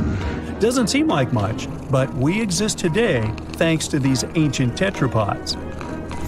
As a species, we have come far in the tree of life. A recent study revealed that the first life form to evolve was an ocean-drifting comb jelly. This came as a bit of a surprise. For a long time, researchers believed that the simple sponge was the oldest animal on the planet. After analyzing vast amounts of data, comb jelly came on top, or the bottom, depending on how you look at the tree of life.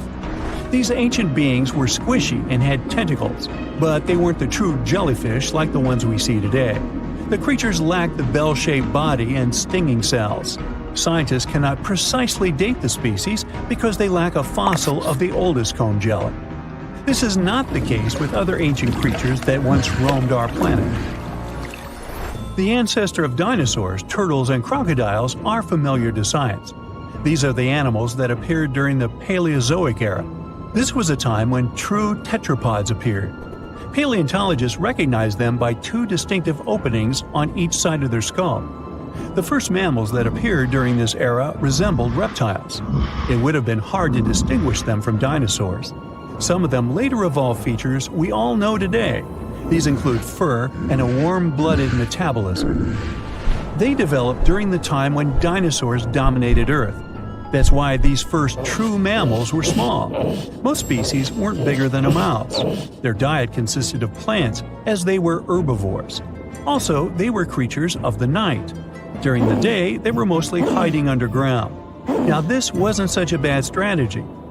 Some 66 million years ago, an asteroid fell on the Yucatan Peninsula in today's Mexico, and this spelled the end for dinosaurs.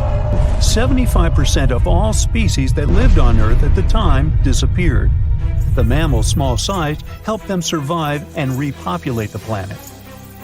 The era in the history of our planet that followed the Mesozoic was nicknamed the Age of the Mammals. The climate became warmer, so grasslands expanded. These were the ideal conditions for tetrapods to grow in size. Some mammals decided not to take this evolutionary path. Bats remained relatively small in size and took to the skies to join birds. And there are some tetrapods that return to the ocean. The most notable example are whales. Today, their closest living relatives are hippos. Both species are aquatic, but they developed this trait separately. The first whales were actually tetrapods. These were the most typical examples of four-legged land animals. If you saw them today, you would think they were oversized rats. That's what whales looked like some 50 million years ago. Paleontologists came to this conclusion in the 1980s by studying the skull of a now extinct animal. It lived around the edge of a large, shallow ocean. At some point in history, it returned to the marine way of life. Its back legs devolve. But sometimes, biologists stumble upon a living specimen of a whale that still displays tiny hind limbs in its skeleton. It's like a reminder of a long-gone era when its ancestors walked on all fours. Let's go with the widely accepted theory that a massive asteroid hitting our planet wiped out the dinosaurs. It does make you wonder why mammals made it, though. One idea is that mammals were better prepared. Back then, they weren't the most popular creatures on Earth, but they were pretty diverse. They bred themselves into a huge range of species, and it might have saved them. Some said mammals survived because they were smaller, so they needed fewer resources. As they had to constantly hide from dinosaurs, they managed to survive in difficult environments, way before the hit. But let's say the asteroid never came, and it never damaged the environment the dinosaurs thrived in. It's safe to say our fauna would look different today. Take the mighty Titanosaur. It's considered the biggest land animal to ever exist, some reaching lengths of about 7 standard cars lined up. It had a neck so long that it would have needed a 2-story home just to fit. It also had a plant-based diet, so it ate from the ground, but from very tall trees too. There was nothing much left to eat for, say, the little Jeremiah, a mammal that lived roughly at the same time, but was as small as a popsicle stick. Let's take this thought experiment a bit further and imagine we have a time machine that could transport today's mammals to the time of the dinosaurs. Some scientists say they have gotten bigger, so there's a chance they could survive, right? They're also much more evolved in terms of their diets and skills. Others say definitely not. They couldn't survive, mostly because they're too small to compete with dinosaurs. An adult T-Rex was just about the size of a bus. It probably wouldn't waste its time trying to capture food that's human-sized, for instance. They'd probably be on the lookout for prey the size of a car, or even bigger, like an elephant. And it most likely wouldn't take them long to win the fight. Sure, a T-Rex might munch on something smaller too, but only if it's really hungry and has no other alternative. If we had no choice but to send some mammals back in hopes they could survive, what would be our best bet? Some say the chimpanzee could be a good candidate, as these primates build their sleeping nests higher up in trees. This might have kept them safe from the carnivore dinosaurs living on land. There's no real evidence of dinosaurs being able to fly, but we do know there might have been some reptiles that took to the sky for transportation, like pterosaurs, the flying lizard. These ones like to eat fish and smaller animals, but who's to say they wouldn't pick up a chimpanzee given the opportunity? Another good candidate might be the hyena. Today, the spotted hyena is the most common big carnivore in Africa, and it's highly adaptable. They could snatch up all sorts of prey by themselves or even in larger units. They can digest most parts of their prey, including the skin and bones. These animals aren't picky eaters, and they wouldn't mind chewing on parts that other creatures would gladly skip on. Not to mention, they'll eat fruits too, if needed. Hyenas are overall healthy and sturdy animals, with some studies showing they hardly ever get health problems. But like any other animal on this planet, the hyenas also have their weaknesses. We still don't know why these creatures can't be found in Europe anymore. But some research suggests they found it hard to coexist with humans and wolves. Also, they're not very adapted to living in forests. Orcas might have been able to rub elbows with the dinosaurs too. These creatures also don't have any natural predators, which earned them the nickname the wolves of the sea. That's because they go out looking for prey the same way wolves do, in groups. Orcas may be related to dolphins, but we can hardly call them friendly, as there have been cases of them sinking ships on purpose. They're highly intelligent animals that spend time together and are very organized. They also do this thing where they often take down more prey than they're prepared to eat. It may be because they see this experience as training. Other theories suggest orcas are so intelligent that they look for food in advance, even though they're not hungry yet. It might also be because whenever they want something to munch on, they're looking for the best quality food there is. The reason why they might not survive in the dinosaur era, though, is the global temperature. Back in the Mesozoic era, our planet was seriously hotter, several degrees warmer than it is today. Orcas prefer living in colder waters, but you'll find them in all oceans and most seas. Ostriches are the no-brainer answer. Look at them. They're practically dinosaurs. They even have a long-lost dino cousin that lived in the Cretaceous era, called the Struthiomimus. Its name translates to ostrich-like because of its similar powerful and speedy legs, agility, and even feathers. On the downside, they might not be able to take down larger dinosaurs. The vegetation back in the Mesozoic era would have been different too. Conifers used to dominate land, and ostriches are known to be pretty picky eaters, so they might have had a difficult time finding food back then. There are plenty of reasons to send felines through that time machine too. In the Jurassic period, for example, there were plenty of slow-moving prey to eat and tons of hiding spots in the thick bushes. Felines are sneaky animals, have precise vision, and are extremely good at climbing. Some pack a punch for their size, making them fierce fighters. Lions are good contenders because of their speed and teamwork. They might be able to take down some decent-sized dinosaurs, like the Europasaurus, when working together. Leopards are really good at climbing trees, so they could snatch prey and enjoy it above the ground, where they might be safe from bigger predators. What might be their downfall is, again, the temperature difference. It was considerably hotter back then.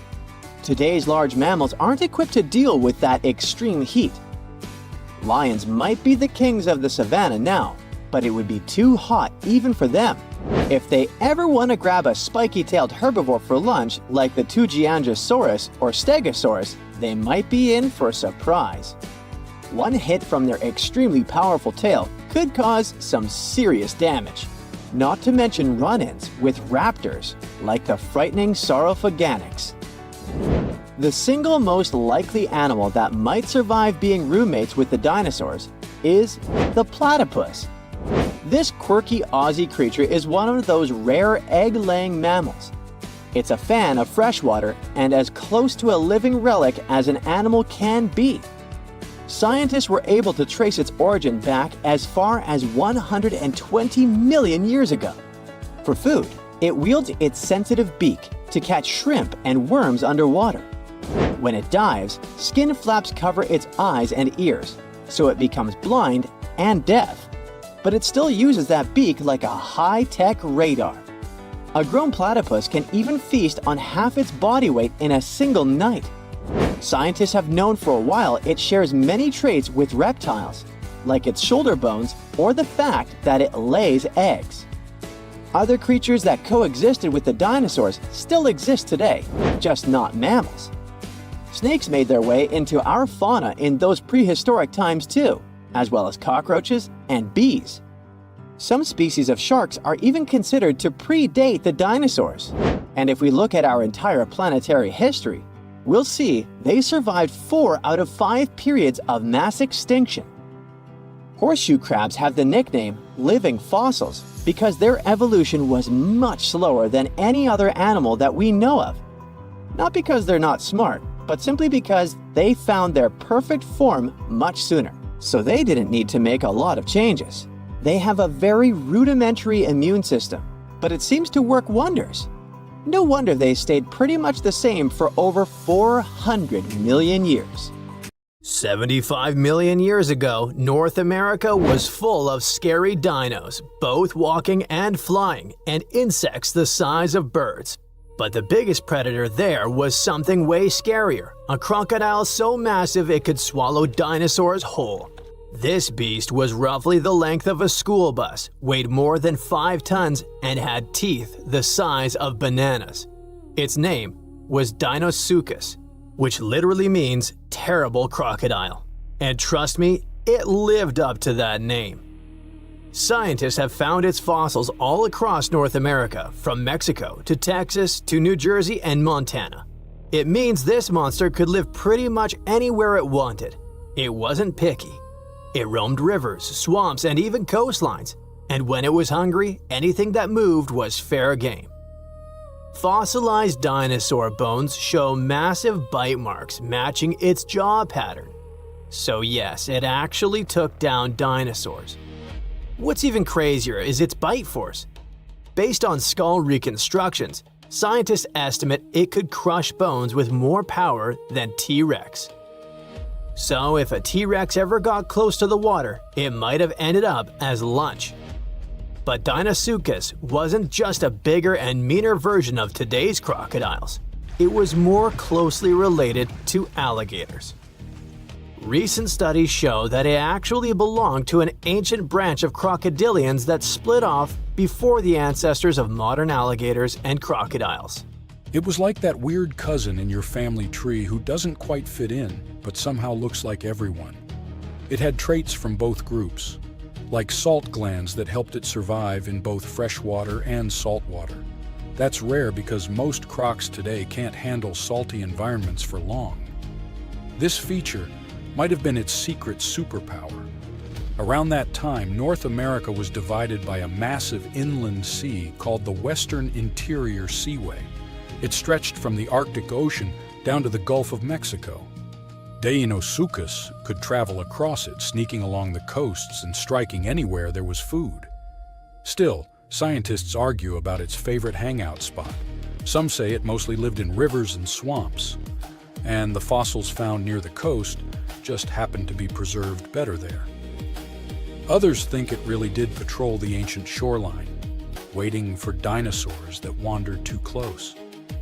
Either way, this reptile ruled its world, and the climate of its time helped it thrive. The late Cretaceous was a warm, humid idyll filled with wetlands, forests, and endless food sources. Giant turtles, fish the size of cars, and whole herds of herbivorous dinosaurs gave Deinocheirus an all-you-can-eat buffet. As long as the ecosystem stayed stable, it could keep getting bigger and bigger, and it did. Throughout Earth's history, huge crocodiles have evolved again and again. It's like nature's favorite blueprint for apex predator. Even today, Nile crocs and saltwater crocs are living proof that this ancient design still works perfectly. Some scientists even joke that crocodiles are basically dinosaurs that decided to chill and wait it out. They survived mass extinctions while most other big reptiles vanished. Deinocheirus wasn't so lucky and went extinct around 73 million years ago, most likely because the environment changed and its food sources dwindled. But the ocean is still full of mysteries. Maybe some gigantic croc-like beasts are still lurking out there. And while we're guessing, let's look at some other prehistoric creatures that make scientists rewrite what they thought we knew about life on Earth. First up, we have the Dragon of Death. Don't even make me pronounce its full name, Thanatos draconamaru. Scientists found its bones in western Argentina, in formation layers called the Plautier Formation, from about 86 million years ago, the late Cretaceous. This creature wasn't just big, it was gigantic for a flying reptile. Judging by some of its bones, it has a wingspan somewhere between 23 and 30 feet. That's like a small plane wing outstretched. It's officially one of the largest pterosaurs ever discovered in South America. its fossils are pretty well preserved, including parts that are usually squishy and fragile in flying reptiles like vertebrae and limb bones. This gives scientists clues not just about how it moved, but about what ecosystems were like back then. Looks like it enjoyed marshy floodplains, big open skies, and plenty of prey below. Our dragon likely used its size to its advantage, either going after small dinosaurs or scavenging. The fact that this massive creature managed to evolve wings capable of flight is just crazy. Next, we've got a creature that looks like a mix of a dino and a skunk to me, Stegosaurus elengasen. Scientists found fossils of this cool guy in southern Chile among rocks deposited about 75 million years ago. The thing that hits you first, let's hope, not literally, is its tail. Instead of the usual spikes or clubs you get in other armored dinos like ankylosaurs, Stegosaurus had a flat blade-like tail made from fused bones. It looked almost like a weird paddle or frond. Scientists compare it to Aztec ammunition because of that blade structure across the tail's rear half. It wasn't huge, only about 6.5 feet long, but what it lacked in size it made up for in weirdness and cleverness. Its body had armor plates, protective skin scutes, and a skull structure showing features of different dinos. So it was kind of a hybrid in style, which got paleontologists rewriting some of the family trees of armored dinosaurs. Also, the fossil is unusually complete, about 80%, which is rare because armor bones are often damaged or missing. This is super useful for science because it shows us how armor evolved, especially in southern continents. And you definitely need to meet our next hero, a truly bizarre marine reptile that once patrolled the waters of what's now Wyoming, Serpentiseuchops fisteri. This creature was part crocodile, part sea monster, and 100% nightmare fuel. Scientists first found its fossils over 25 years ago, but they only recently managed to piece together enough of its remains to truly understand it. It had a super long neck, which was normal for plesiosaurs, and a croc-like skull and body. Most fossil books would tell you these traits shouldn't exist in the same animal. So this guy was a stunning exception. Paleontologists have found its lower jaw, a large portion of its skull, neck vertebrae, tail, and ribs. So they were able to reconstruct not just what it looked like, but how it likely moved, swam, and hunted. About 35% of its body is preserved, which is not so often for marine reptiles, and it lets scientists learn a lot about its lifestyle. With its long neck and the power of a crocodile, plus a super combo of speed, reach, and bite, this guy was most likely a top predator of its time. Last but not least, we have this cool dino, Deinonychus tsokhtbatari, that lived in Mongolia's Gobi Desert around 90 to 95 million years ago during the Cretaceous period. It wasn't a meat-eater like T-Rex, but more of a plant muncher. It grew to about 10 feet long, roughly the size of a tall adult human lying down, and weighed around 575 pounds. Pretty hefty for a leaf-eater. The craziest thing about this heavy guy was its hands. It only had 2 fingers on each hand, and each finger carried a giant curved claw about a foot long, covered in keratin, the same stuff your nails are made of. That keratin actually added over 40% to the claw's length, which is super rare to see preserved in fossils. Because of that, scientists can actually study the full shape and structure of the claw, not just the bone. Its hands weren't just for show, though. We can see fused wrist bones and stiff joints in the fossil, which means it could grab and pull down branches to eat leaves. So, having fewer fingers could actually be a bonus if your goal is to reach and rip down vegetation. It's a really cool example of how dinosaurs adapted in weird and specific ways to survive. Currently, there are approximately 20 billion animals inhabiting our world. If everything were ideal, we would have 5 billion more animals on Earth. But many species have gone extinct, and around 44,000 species are currently endangered.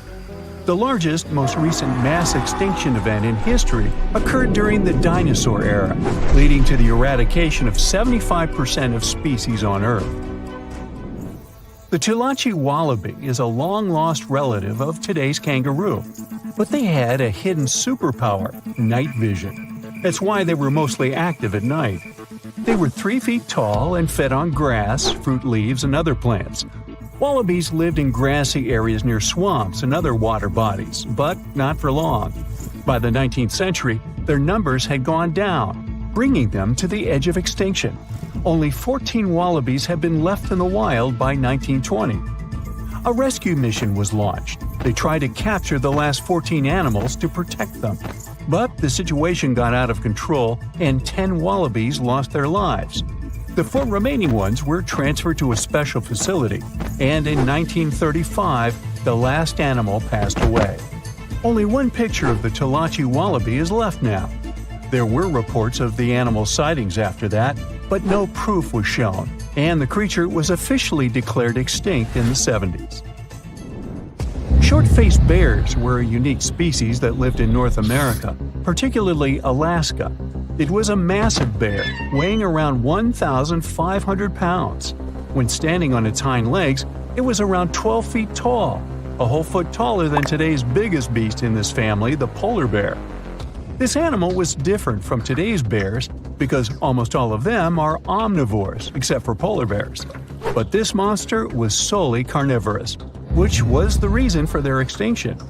During the end of the Ice Age, many herbivores were gone, and those bears did not have enough food to survive. They were the Usain Bolt of the bear world, the fastest Bruins to have ever lived, reaching a top speed of 40 miles per hour, which is 5 miles faster than grizzlies. There are around 400 million pigeons in the world now.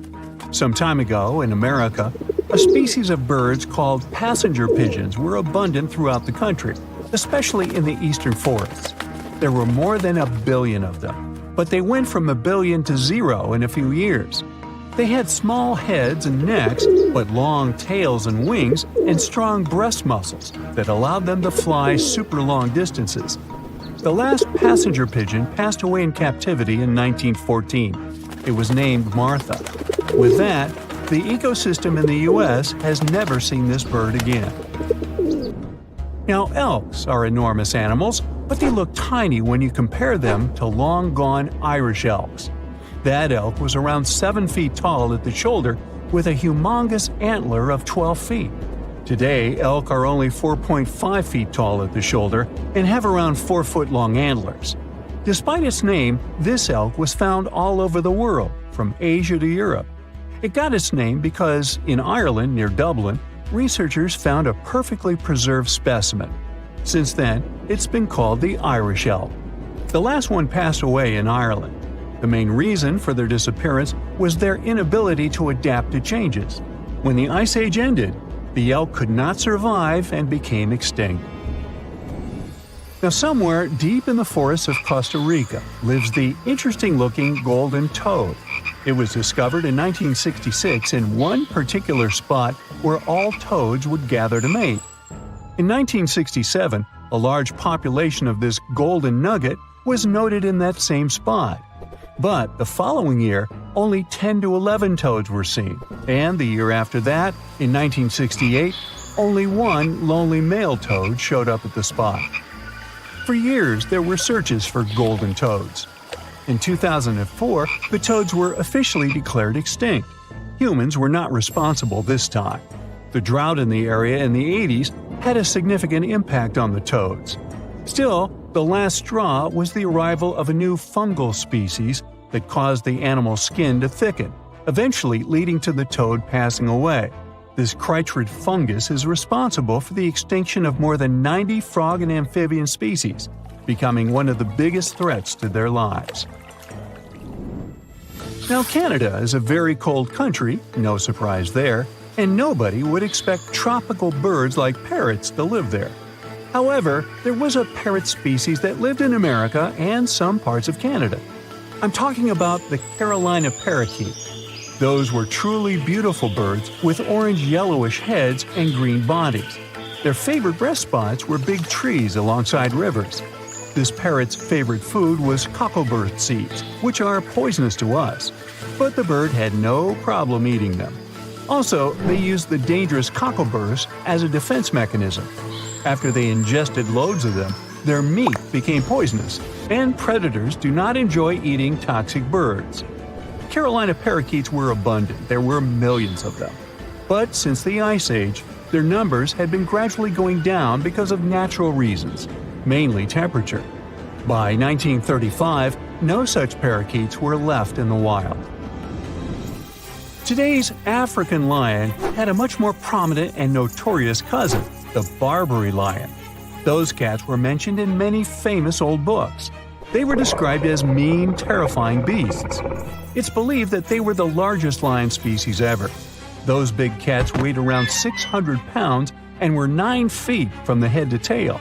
Unfortunately, this lion was declared extinct in the 90s due to many factors. Today, we only have one photo of this animal taken from a plane. Paradise parrots were native to Australia. They were genuinely amazing birds with captivating colors. What was unique about them was their nesting habits. They only nested in termite mounds. This parrot was always on the edge of extinction, and the reason for that is still unknown.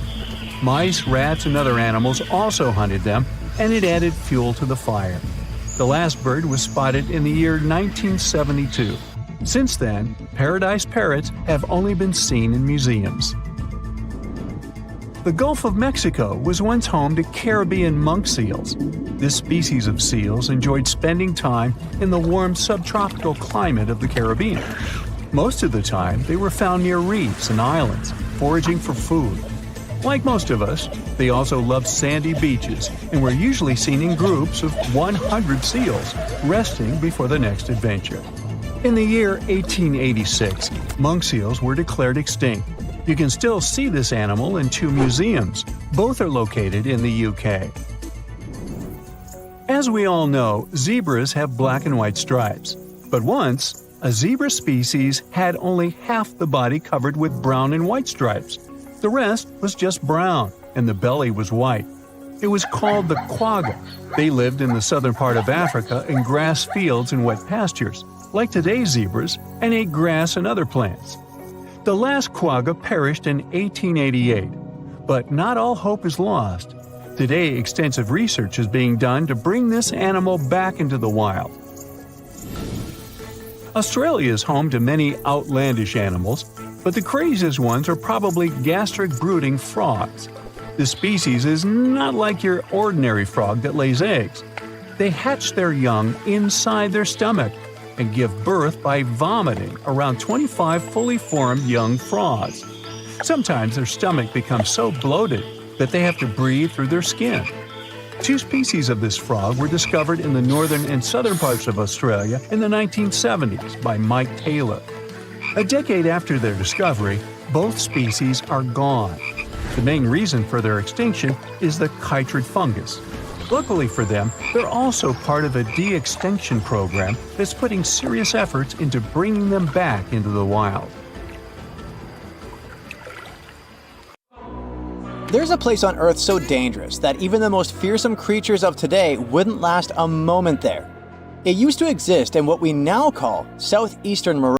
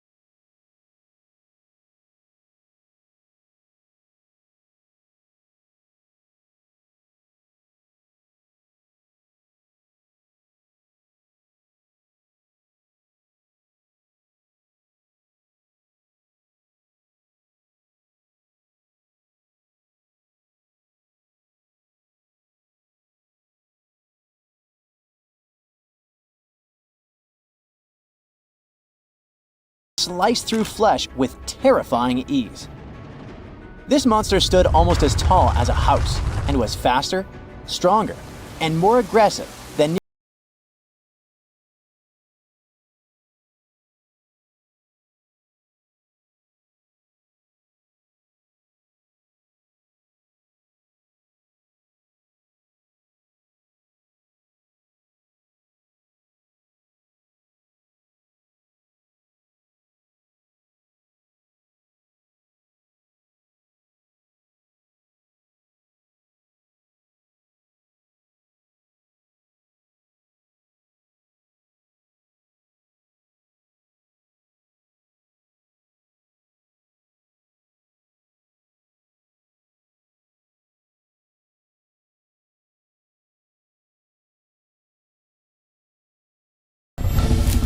But it wasn't just the dinosaurs that made the Kem-Kem bed so horrifying.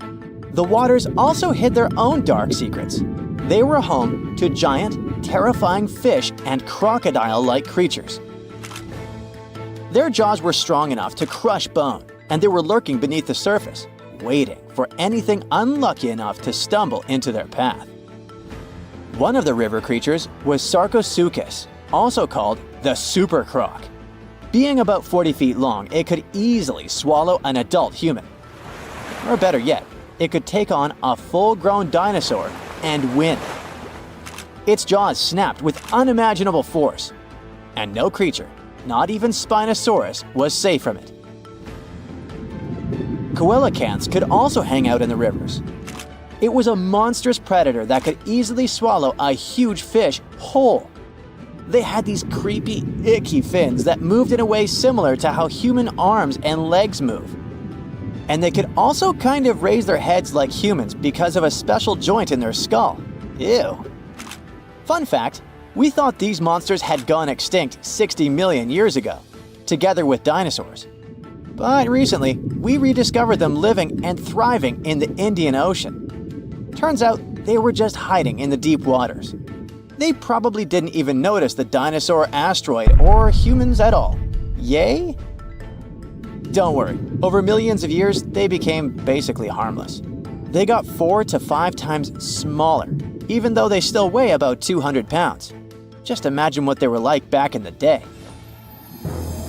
Kem-Kem waters were also home to giant lungfish and other creepy aquatic creatures. So you couldn't even drink or take a swim safely without getting bitten by something. Whew, what a place. Even turtles there were the size of cars. Imagine trying to survive in a world where creatures like this are literally everywhere. And I mean everywhere. This place was unique not because huge beasts lived there, but because of the sheer number of predators. You might think, it shouldn't be that easy for all these predators to hang out in one place, right? And you're right, seems like prey was scarce there. That's even more chilling. All the predators just wandered around hunting whatever meager life remained. And if there's none, then fighting each other. For years, scientists have wondered why it was the case. Maybe that's just how life was back then. And all corners of Earth were crazy like that. Or is there something special about this place? Some even say that maybe it's just because we only found predators' fossils, while normal friendly animals have disappeared, and that the fossil record might be skewed. But who knows? And the environment itself was just as fascinating as the beasts who lived there, just a bit more friendly. It's hard to imagine, but back in the day, this desert was a green paradise, humid and full of rivers. The heat of the sun scorched the land. The climate was hot, so hot that even the poles were warm. The weather there was extreme. Dry seasons followed by intense storms, which shaped the land and life. The giant rivers carved their way through this landscape. They stretched from the Sahara, emptying into the ancient Tethys Ocean to the north. If you were there, you'd see vast, interconnected basins, and beyond them, the central Atlantic Ocean. The floodplain stretched out beneath a sweltering sky. The rivers were just as wild as local animals, flowing lazily one day, but raging like furious beasts the next. At first, these rivers were powerful, carving deep channels through the land, and creating wide sandbanks. But over time, they slowed down, and the landscape changed into shallow ponds and salt-covered flats. As water gradually faded away, it left behind a patchwork of wetlands and slow-moving waters. Right now, the Kem Beds is a vast, rugged desert where time has stood still for millions of years. If you visited it, you'd see a giant escarpment, its rocky face winding along the border of Morocco and Algeria, bathed in the sun's harsh light. Beneath your feet would lie layers of fossilized history. That's one of the reasons why scientists were long fascinated with this place. It must be one of the most comprehensive collections of fossils ever discovered in northern Africa. There are fossils from other parts of Africa, of course, like Egypt's Bahariya Formation. But they don't tell us much about life during this time, not like Kem. That's all because those rivers we mentioned in hotter and drier places, they've eroded or still remain buried under the sand. The first discoveries from Kem began in the late 1940s. A scientist named Schubert uncovered bony fish fossils among the escarpment near the Morocco-Algeria border. Just a few years later, a paleontologist, René Lavocat, took things to the next level. Traveling by camelback, he scoured the desert landscape and uncovered a real treasure trove of fossils. He found the partial skeleton of a massive herbivore dinosaur. Finally, at least one peaceful creature in the Kem Beds. This long-necked giant roamed the ancient river valleys and ate leaves like a good boy. For the next several decades, scientists only did small-scale fossil hunting expeditions to this place. There were modest discoveries made here and there. Then, in the 1970s, German paleontologist Helmut Alberti led his team to the Kem Beds, and that's when things took a wild turn. They uncovered fossils of prehistoric fish, crocodiles, dinosaurs, and pieces of the infamous Spinosaurus. Imagine being one of the scientists on that team. They were probably jumping from excitement. By the mid-1990s, the fossil game changed dramatically. Incredible new species were identified from the Kem Beds. Over the years, the discovery pace has only accelerated. Paleontologists, armed with new tools and techniques, have uncovered more fossils than ever before, and there's only more to come.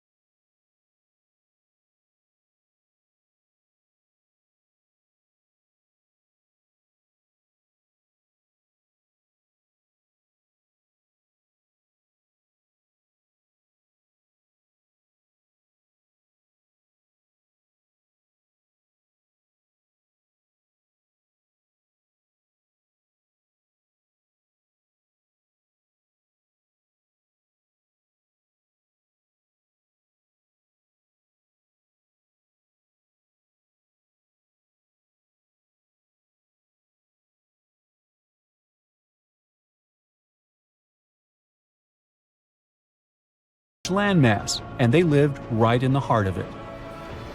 Now, this family coexisted with all the dinosaurs.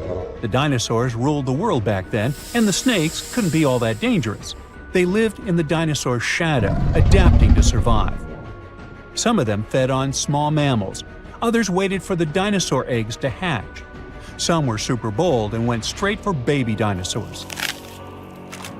Fossils of one species showed the remains of a little titanosaur, that giant long-necked dinosaur, inside its stomach. And when the age of dinosaurs finally ended in a fiery cataclysm, it was time for these snakes to celebrate. After the asteroid disaster, the world entered a new era of heat and humidity. The warmer the climate, the easier it is for cold reptiles to thrive. Snakes, including Titanoboa, grew larger than ever, but so did the members of this family. All the snakes spread across continents, growing larger and scarier by the century. And eventually, Titanoboa stopped being the only ruler of jungles. Fast forward to about 47 million years ago. Now it's the Middle Eocene epoch, the tropical lowlands of what today is Western India. A lush, swampy place, full of rivers and pools. The earth was warmer, with turtles and crocodile-like creatures basking in the sun. And there evolved the largest and most fearsome predator of them all, Vasuki indicus. Even the name feels important. Vasuki, the serpent king of Hindu mythology, a colossal snake that's coiled around the neck of Lord Shiva, strong and loyal. And the indicus part is because the snake's fossils were discovered in India. Vasuki surpassed Titanoboa and grew to a jaw-dropping length of 50 feet, like a 4-story building. It also weighed as much as a small elephant. Unlike Titanoboa, who preferred to hunt in the rivers, Vasuki mostly hunted on land, though it still could venture into the water when needed. It prowled the marshy ground with quiet, calculated movements, blending with the dense undergrowth. Vasuki also ate crocodiles, massive turtles, and even early whales in local water pools. No one stood a chance. It had immense muscles and squeezed with unimaginable force. But the snake's jaws were much scarier. Unlike Titanoboa and today's pythons, Vasuki couldn't swallow massive prey whole. Instead, it ate them alive with its teeth, just like this. Fast and absolutely brutal, it was an apex predator of its time. And don't forget that we're not talking about one Titanoboa or one Vasuki. These snakes were part of entire populations. In the Paleocene, rivers were full of various Titanoboas. Some were younger, smaller ones, fighting for survival, while the oldest and largest ones dominated the waterways, in the same way as generations of Vasuki indicus competed with each other for thousands of years. Through the years, many siblings of this family got themselves a region to rule over. For example, alongside Vasuki, this big guy was thriving in northern Africa, in what is today's Egypt. Back then, this land was full of water and swamps.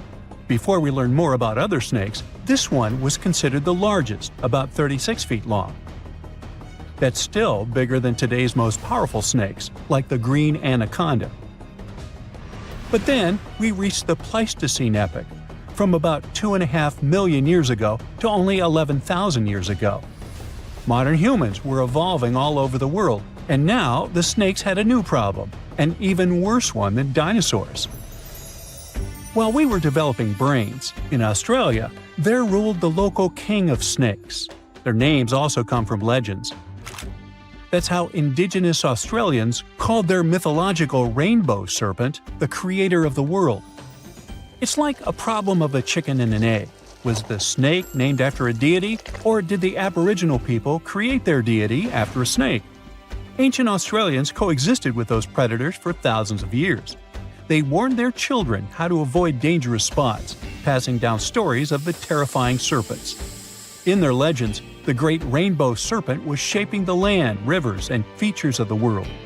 These legends were most likely inspired by the powerful nature of those snakes. If only they knew that these animals weren't even as huge as Vasuki or Titanoboa. Though they were still dangerous. Urlungor was up to 26 feet in length. They preferred the more green and humid parts of Miocene Australia, like waterways with lush plants around the riverbanks.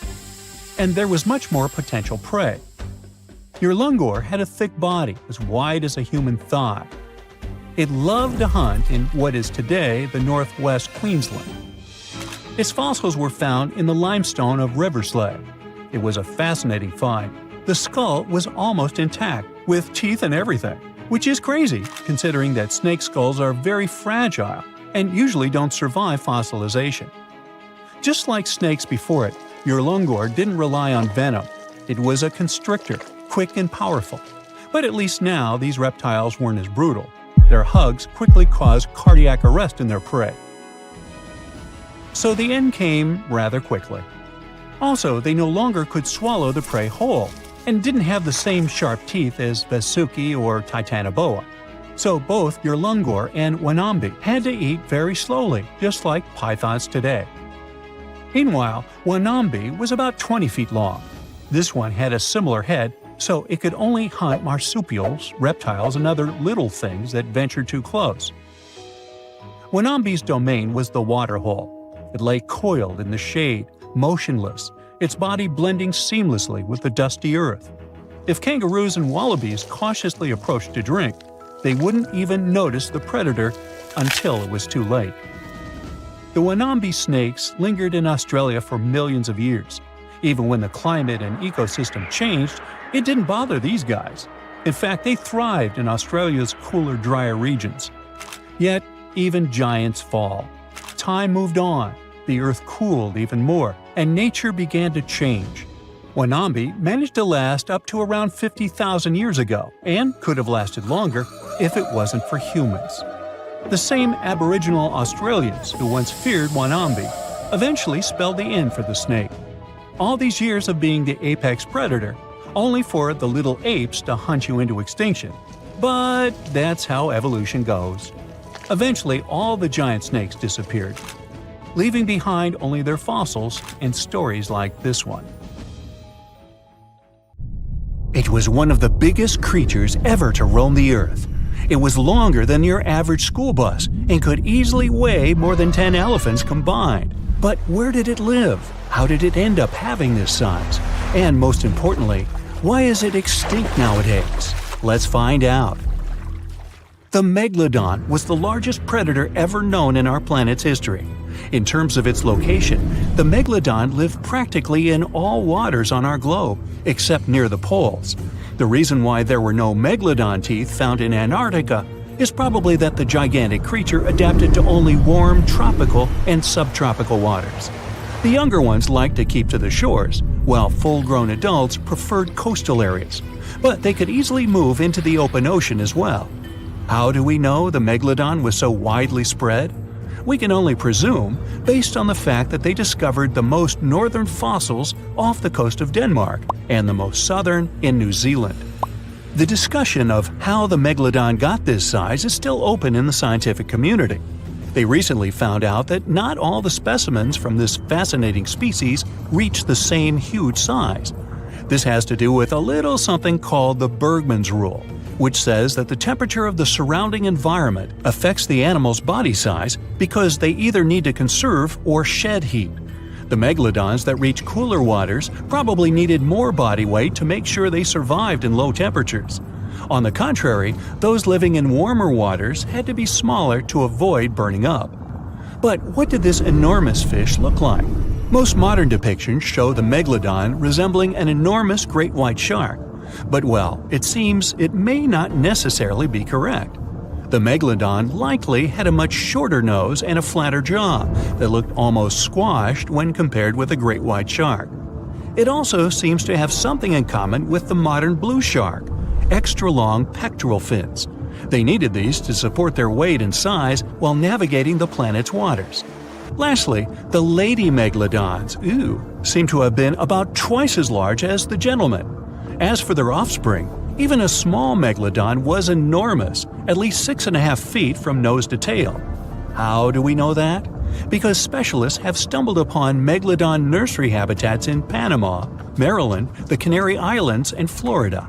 Even the piles of used diapers were enormous. Nah, not really. Surely the scariest aspect of the megalodon's looks was its mouth. I mean, think about it. Megalodon had whales for dinner, so it obviously needed to open its mouth wide enough. Scientists have estimated that its jaw would span a mind-boggling size, 9 by 11 feet wide. Just to paint you a better picture, that means it could have easily gulped down 2 adult people side by side. Wait, which 2 adults? Those impressive jaws also feature 276 teeth. Based on modern reconstructions of the force of its bite, it looks like it may have been one of the most, if not the most, powerful animals of prey ever to exist. For comparison, humans can have a bite force of around 1,300 newtons. Today, great white sharks have been estimated to be able to bite down with a force of over 18,000 newtons. The megalodon tops all the records, with an estimated power of bite up to 10 times greater than that. It could basically crush a car with very little effort. Its teeth were also pretty amazing. Similar to sharks, the megalodon was fast in replacing its broken or worn teeth. With 4 or 5 rows of teeth in its mouth, it basically acted like a conveyor belt, growing back damaged or missing teeth within about 48 hours. This means that an adult megalodon probably would have grown several thousand teeth throughout its lifetime. It was nice of them to do that, though, since it's probably one of the reasons why megalodon teeth are so common in fossil records, and we're able to study them properly. To maintain its impressive physique, the megalodon had to eat somewhere around 2,500 pounds of food per day. Can't wrap your head around that?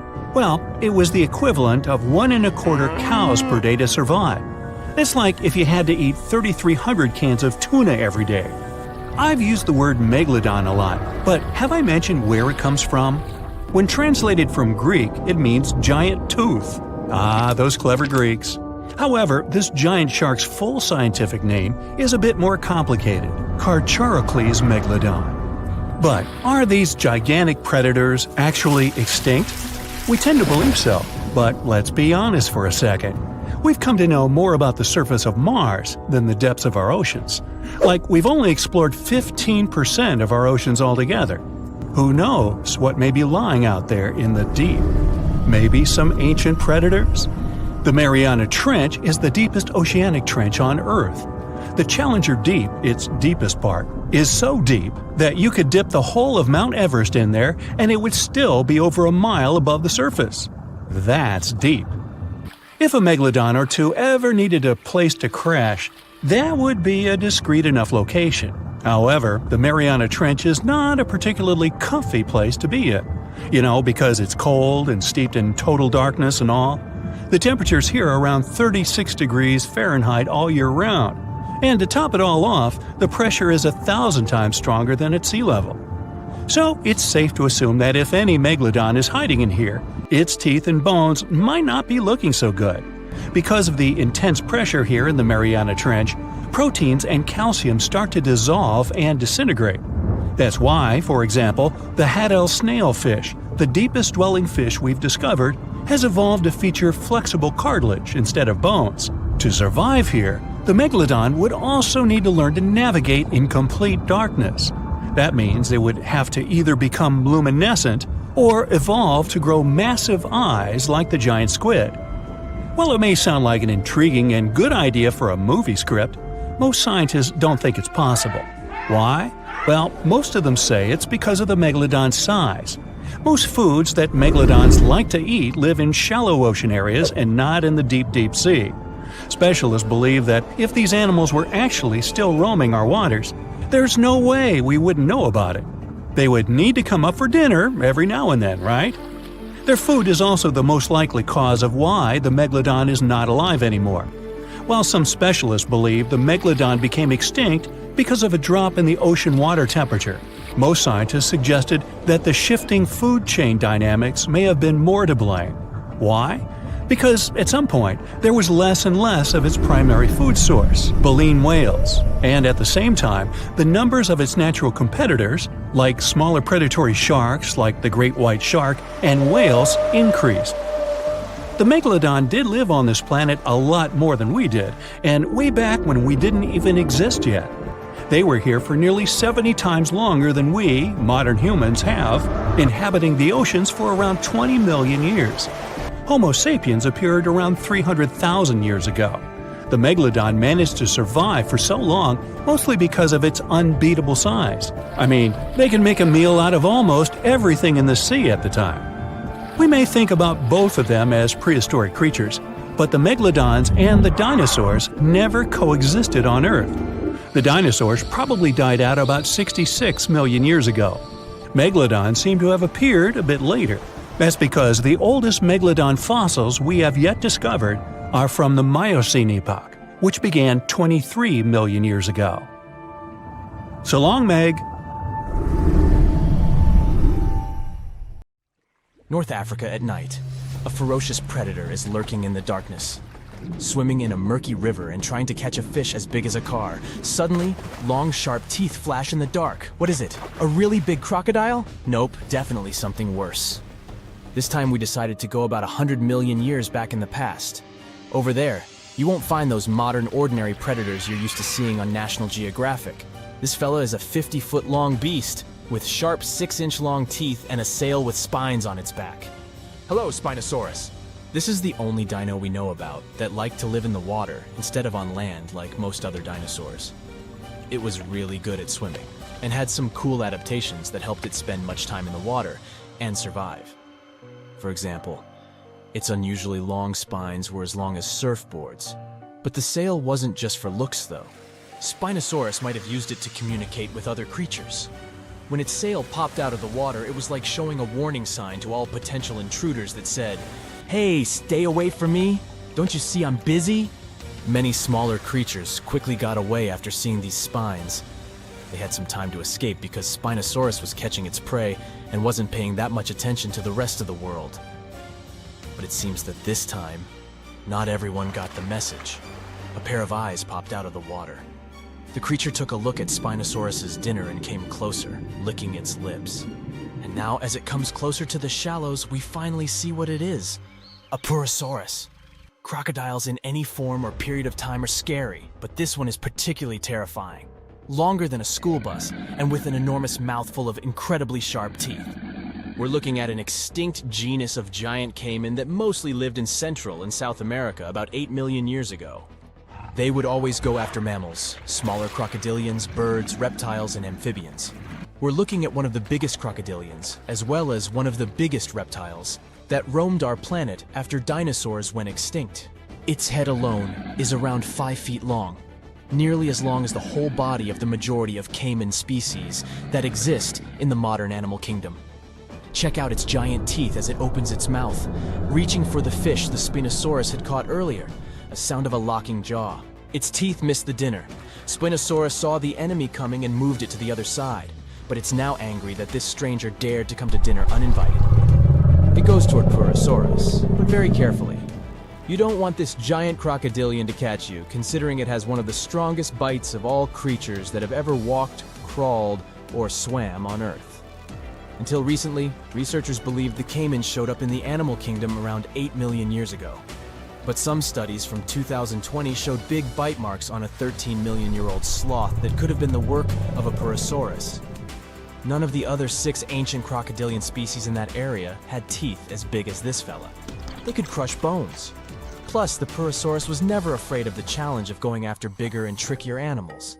These crocodilians lived in a giant wetland area called Pebas, located in what is now Bolivia, Brazil, Peru, Colombia, and Venezuela.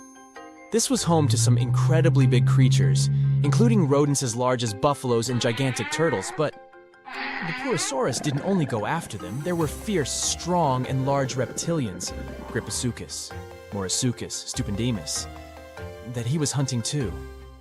They were ferocious predators a rare animal could escape from, until the Purosaurus entered the scene. Considering its size, the Purosaurus needed about 88 pounds of food every day to survive. That's a lot of food, almost 20 times what the American alligator from modern times needs to thrive. The Spinosaurus tried to approach its enemy from the back, but it was hard to go past its giant 40-foot-long body. The Purosaurus kept clicking its teeth, trying to play its strongest card, to catch the opponent and drag it into the murky water. At one moment, the Spinosaurus took a look behind, wondering if it would be better to go in that direction. This giant caiman would certainly be slow on land. Okay, at least slower than it would be in the water. It roared. At least we imagine dinosaurs made such sounds. We believe it because of all those movies where the crew mixed the sounds different modern animals made to get the roar we'd associate with dinosaurs. Some believe dinos probably made sounds that reminded more of the way doves coo or ostriches boom, but it's too late. We're going for the roar here, it's way cooler.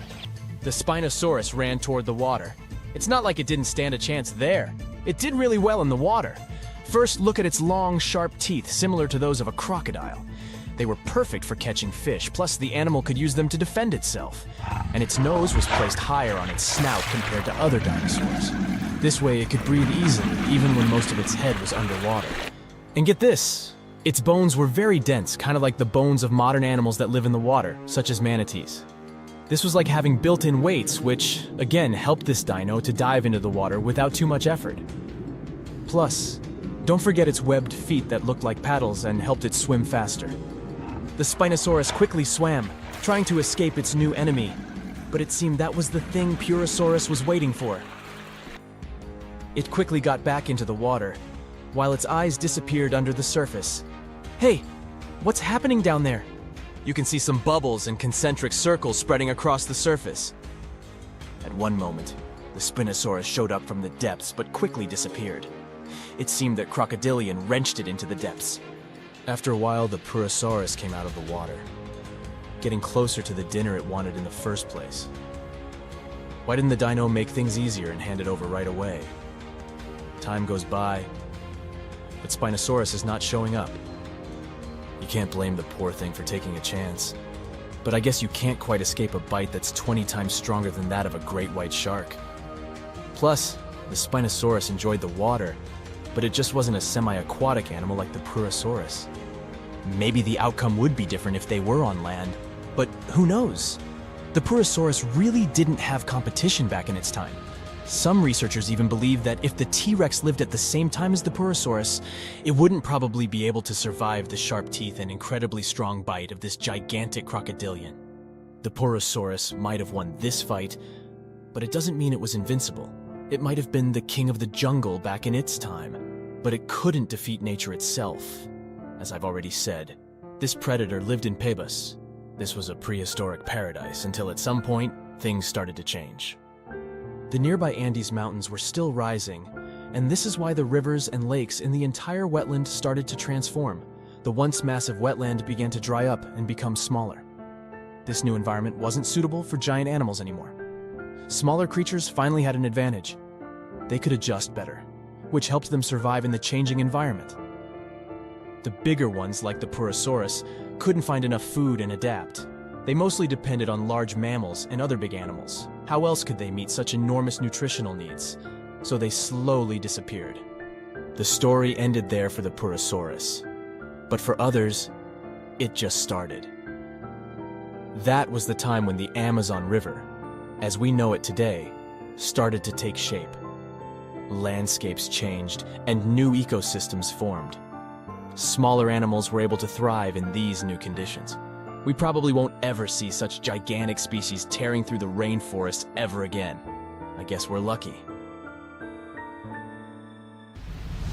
When we say extinction, we usually think of dinosaurs that went to lunch with a humongous asteroid and were wiped out from the face of the Earth. We don't think of ourselves possibly going away in the near future. But what we forget is that there have been 5 mass extinctions that our planet witnessed in the last 500 million years, not just one. And we can be nearing the 6th one, where one of the species to possibly disappear are humans. The first great mass extinction came about 440 million years ago in the Ordovician period. Back then, life was mostly thriving in the oceans and along the coastlines. Biodiversity was great at the time. There were thousands of different species, trilobites, sea scorpions, and all kinds of weird-looking mollusks, and even fish. You name it, Ordovician had it. But then, the temperature around the planet started to drop. The overall warm climatic zones became colder and colder, until the oceans got covered with thick sheets of ice. Most of the marine species weren't ready for such abrupt changes. Imagine a trilobite serenely crawling along the bottom of the sea and suddenly bumping into a glacier. Yeah, it's like living your entire life in a beach bungalow, only to find yourself in an igloo one day. The event was dubbed Late Ordovician Glaciation, which led to Late Ordovician mass extinction. Over 60% of all species that lived in that period disappeared. Only ancient fossils were left for paleontologists to discover hundreds of millions of years later. Nobody still knows exactly what caused the temperature drop at the time. The main theory is that the CO2 levels in the atmosphere fell sharply. It led to cooling down the entire surface of Earth. But the reasons for such a collapse are still under debate. However, that wasn't the worst mass extinction event in the history of our planet. Despite more than half of all living creatures being wiped out, biodiversity on Earth restored itself in the following 5 million years. Life went on until another catastrophe struck. Within the span of 20 to 25 million years, from about 375 to 350 million years ago, several extinction events occurred. They were like pulses that damaged a lot of marine species. Arthropods, like scorpions and mites, lots of various fish, including sharks, all were in decline. Overall, more than 75% of all living beings disappeared back then, who were mainly in the oceans. The reasons for such events are even more unclear than those before the late Ordovician mass extinction. Most scientists now believe those waves were caused by changes in the sea level and a lack of oxygen in the oceans. A lot of plants quickly moved to land and adapted to living outside of water. And since they were the main source of oxygen in the ocean, all those fish and sea scorpions were in for a very unpleasant surprise. The booming growth of plants on land also removed much of the CO2 in the atmosphere and enriched it with oxygen instead. This led to an abrupt temperature fall again. And although no new ice age followed, many land animals couldn't adapt to the new conditions. The bitter irony was that the major part of them had just recently crawled out on land from the ocean, looking for a better environment. Ah, well. This was only the first wave, though. The reasons for the second one, that came about several million years later, are still unknown. Scientists think there could have been mass volcanic eruptions, or even meteor strikes, but those are just hypotheses. Then another 100 million years passed without much trouble. Species rose and fell, evolved and disappeared, but the cycle of life continued until about 250 million years ago, when the third mass extinction event occurred. It happened in the Permian period, the last period of the Paleozoic era, and it was so catastrophic that it had all the chances of becoming the last mass extinction on our planet. Scientists are still unsure what caused so many species to be eliminated. But the fact is that around 96% of all living creatures in the world were gone. One theory suggests that volcanoes started being overly active. They threw millions of tons of methane and basalt into the atmosphere. Asteroid strikes might have added to the damage too. The sky was literally covered in dark clouds of ash. The proto-mammals and reptiles tried to hide from the black and gray mist, but it was everywhere. It was like hiding from the air itself. Another culprit could have been microbes that loved their methane-rich environments.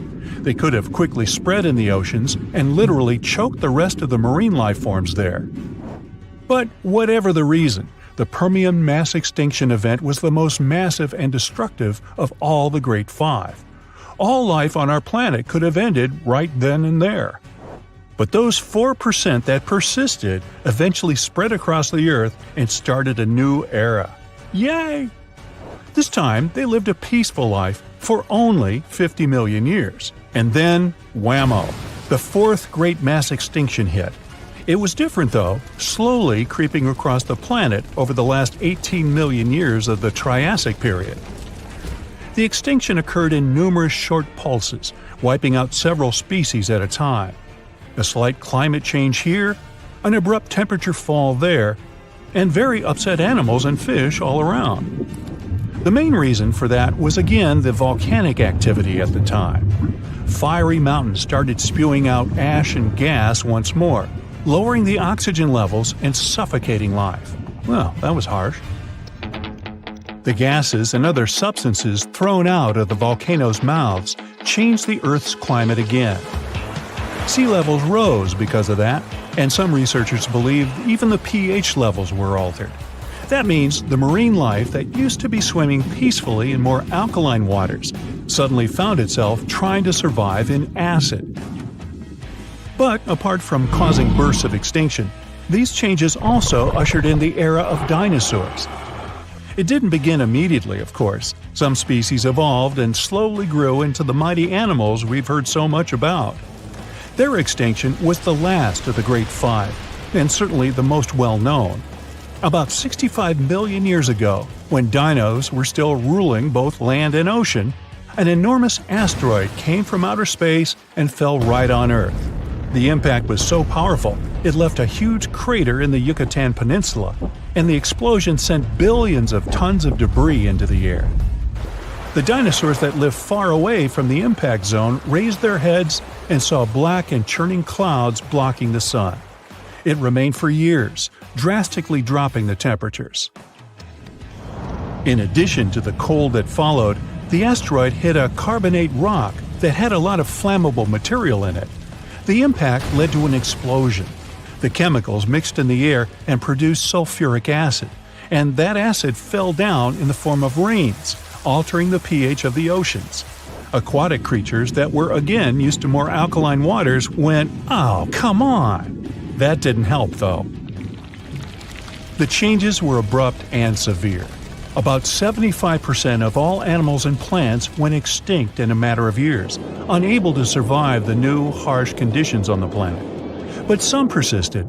Many of them were reptiles, like crocodiles and turtles, which managed to survive even up to this day, looking almost the same as they did back in the dinosaurs' days. Others were mammals, which had lived in the shadow of the mighty dinos and hid from them in dark corners. But now that the giant animals were gone, they began to flourish, bringing in the Cenozoic era, the one that lasts to this day. And today, we might be witnessing the sixth great mass extinction. According to scientists, with the evolution of humans, a lot of different plants and animals have gone from the face of our planet, never to return. The good thing is, mass extinctions have always happened over a span of several million years, so we might still have time to recognize it, prepare, and counteract. What do you think? Shall we?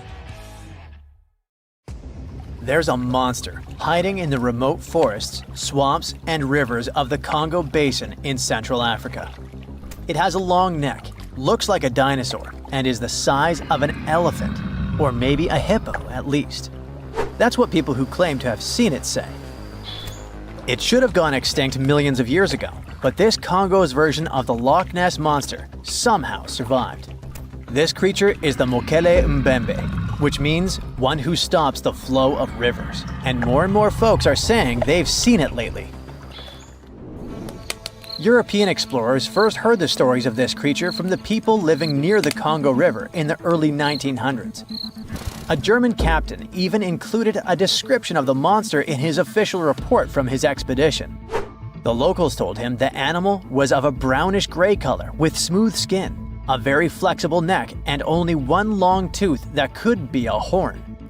Some of them mentioned a long, muscular tail, like that of an alligator. They also said that the creature lived in the caves, but climbed the shores even in the daytime to find some plants to eat. Locals also believed its favorite snack was a kind of liana with large white blossoms. Some of them even showed the German captain some fresh path the monster left leading next to those plants. And they warned him that Mokele Mbembe definitely didn't like humans and took down any canoe that would sail nearby. Dinosaurs were a real hit in pop culture in the 1910s, and several newspapers in Europe and North America wrote about the dino-like monster from Africa back then. In the later years, several expeditions traveled to the Congo Basin to search for Mokele Mbembe or interview claimed witnesses.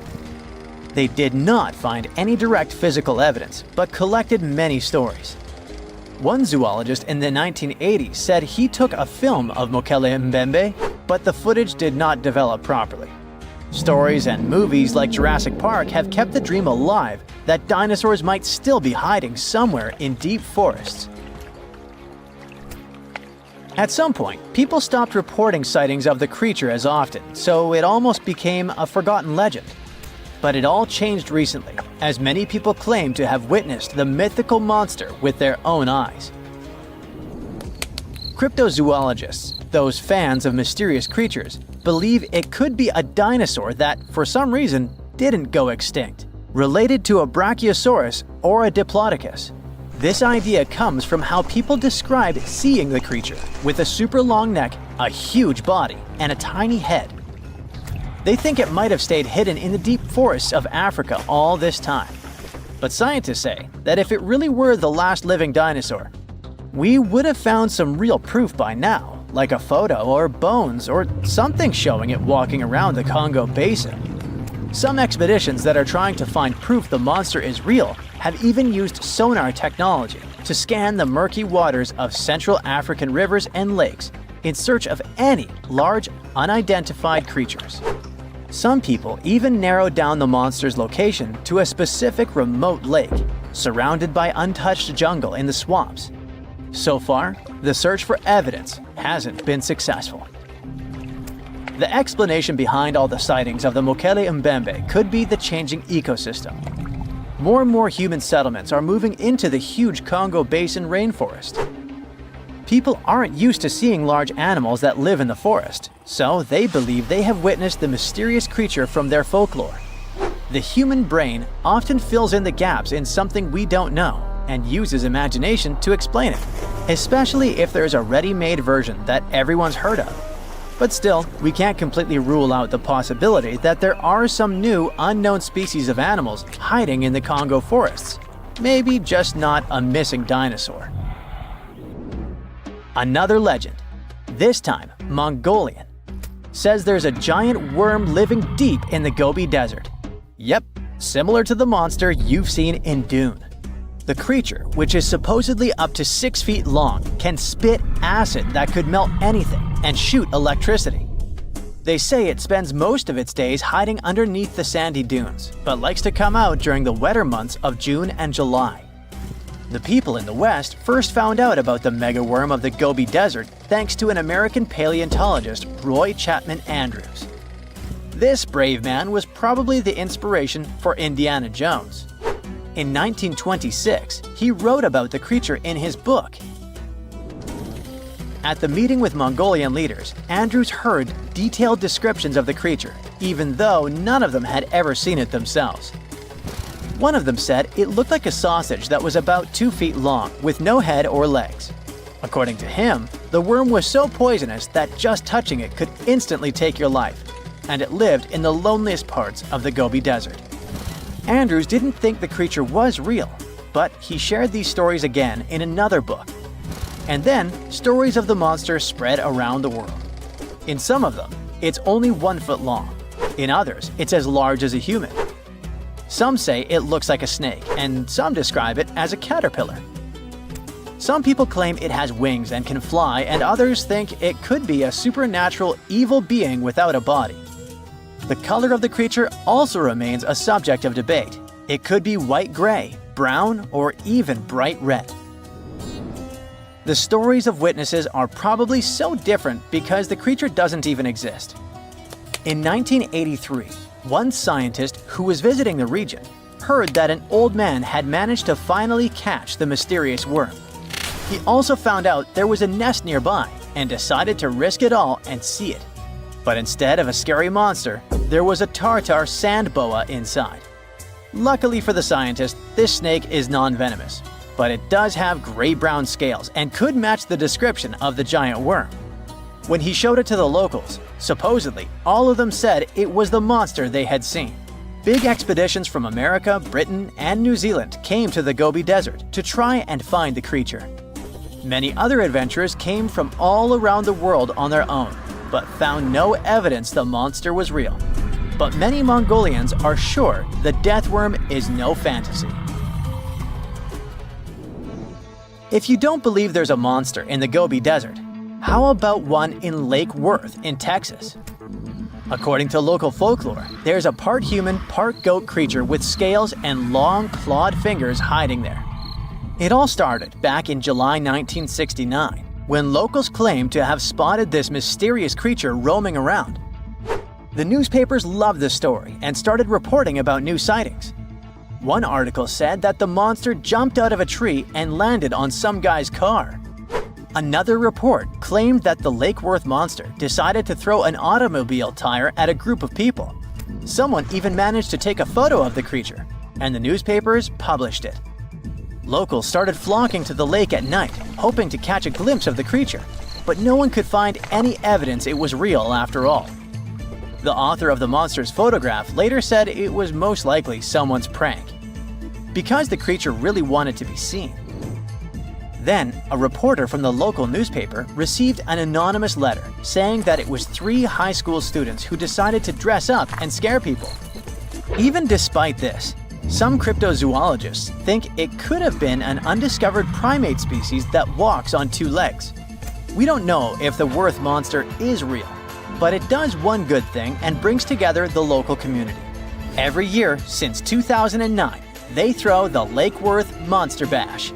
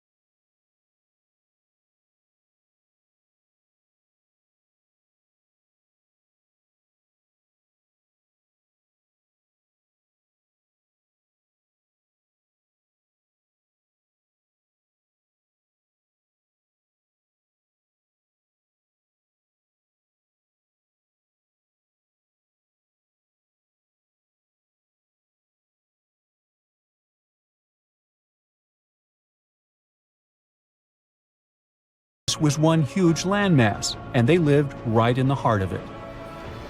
Now, this family coexisted with all the dinosaurs. The dinosaurs ruled the world back then, and the snakes couldn't be all that dangerous. They lived in the dinosaur's shadow, adapting to survive. Some of them fed on small mammals.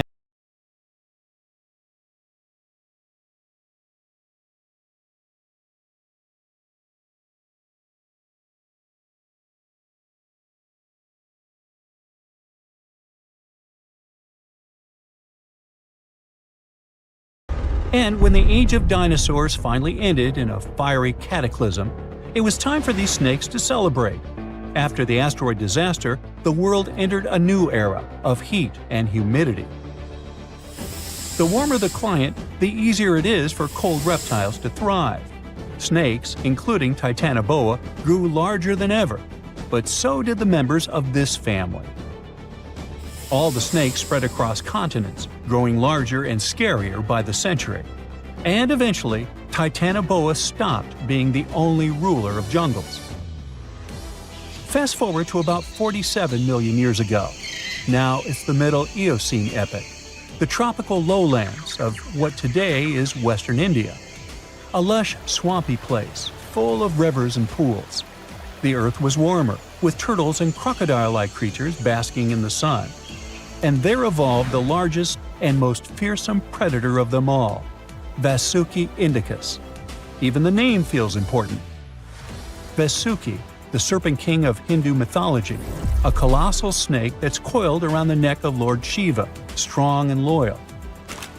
And the indicus part is because the snake's fossils were discovered in India. Vasuki surpassed Titanoboa and grew to a jaw-dropping length of 50 feet, like a 4-story building.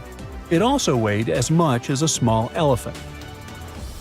Unlike Titanoboa, who preferred to hunt in the rivers, Vasuki mostly hunted on land, though it still could venture into the water when needed.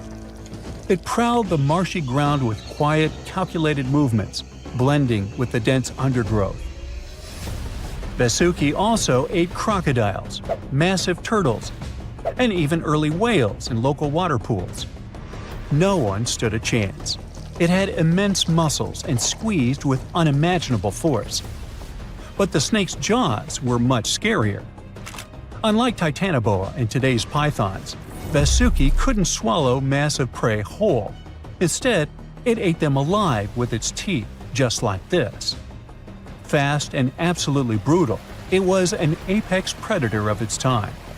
And don't forget that we're not talking about one Titanoboa or one Vasuki. These snakes were part of entire populations. In the Paleocene, rivers were full of various Titanoboas. Some were younger, smaller ones, fighting for survival, while the oldest and largest ones dominated the waterways, in the same way as generations of Vasuki indicus competed with each other for thousands of years. Through the years, many siblings of this family got themselves a region to rule over.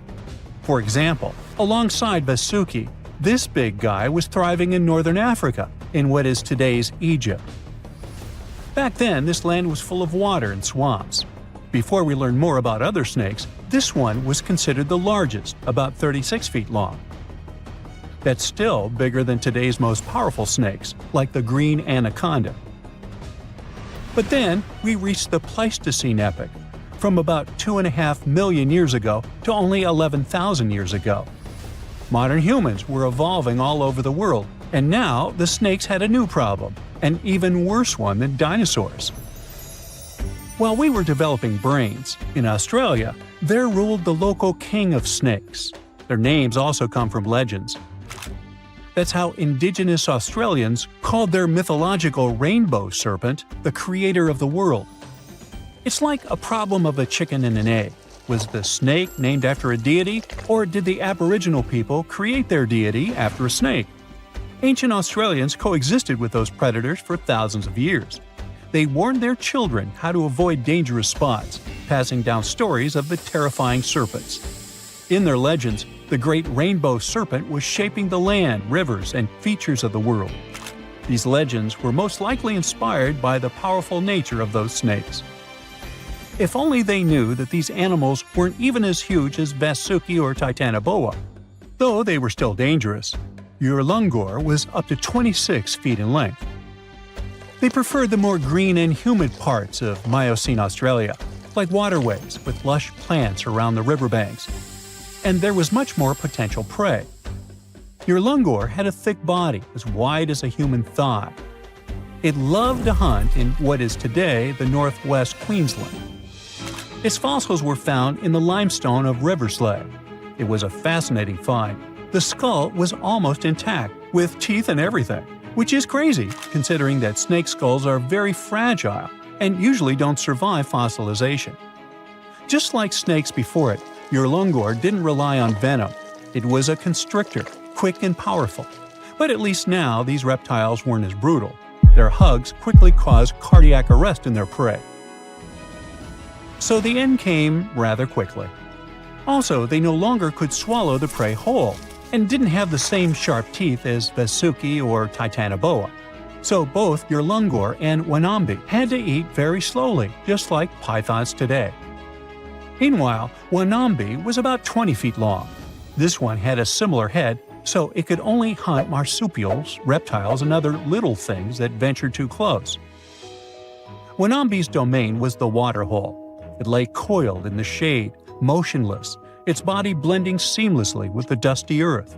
If kangaroos and wallabies cautiously approached to drink, they wouldn't even notice the predator until it was too late.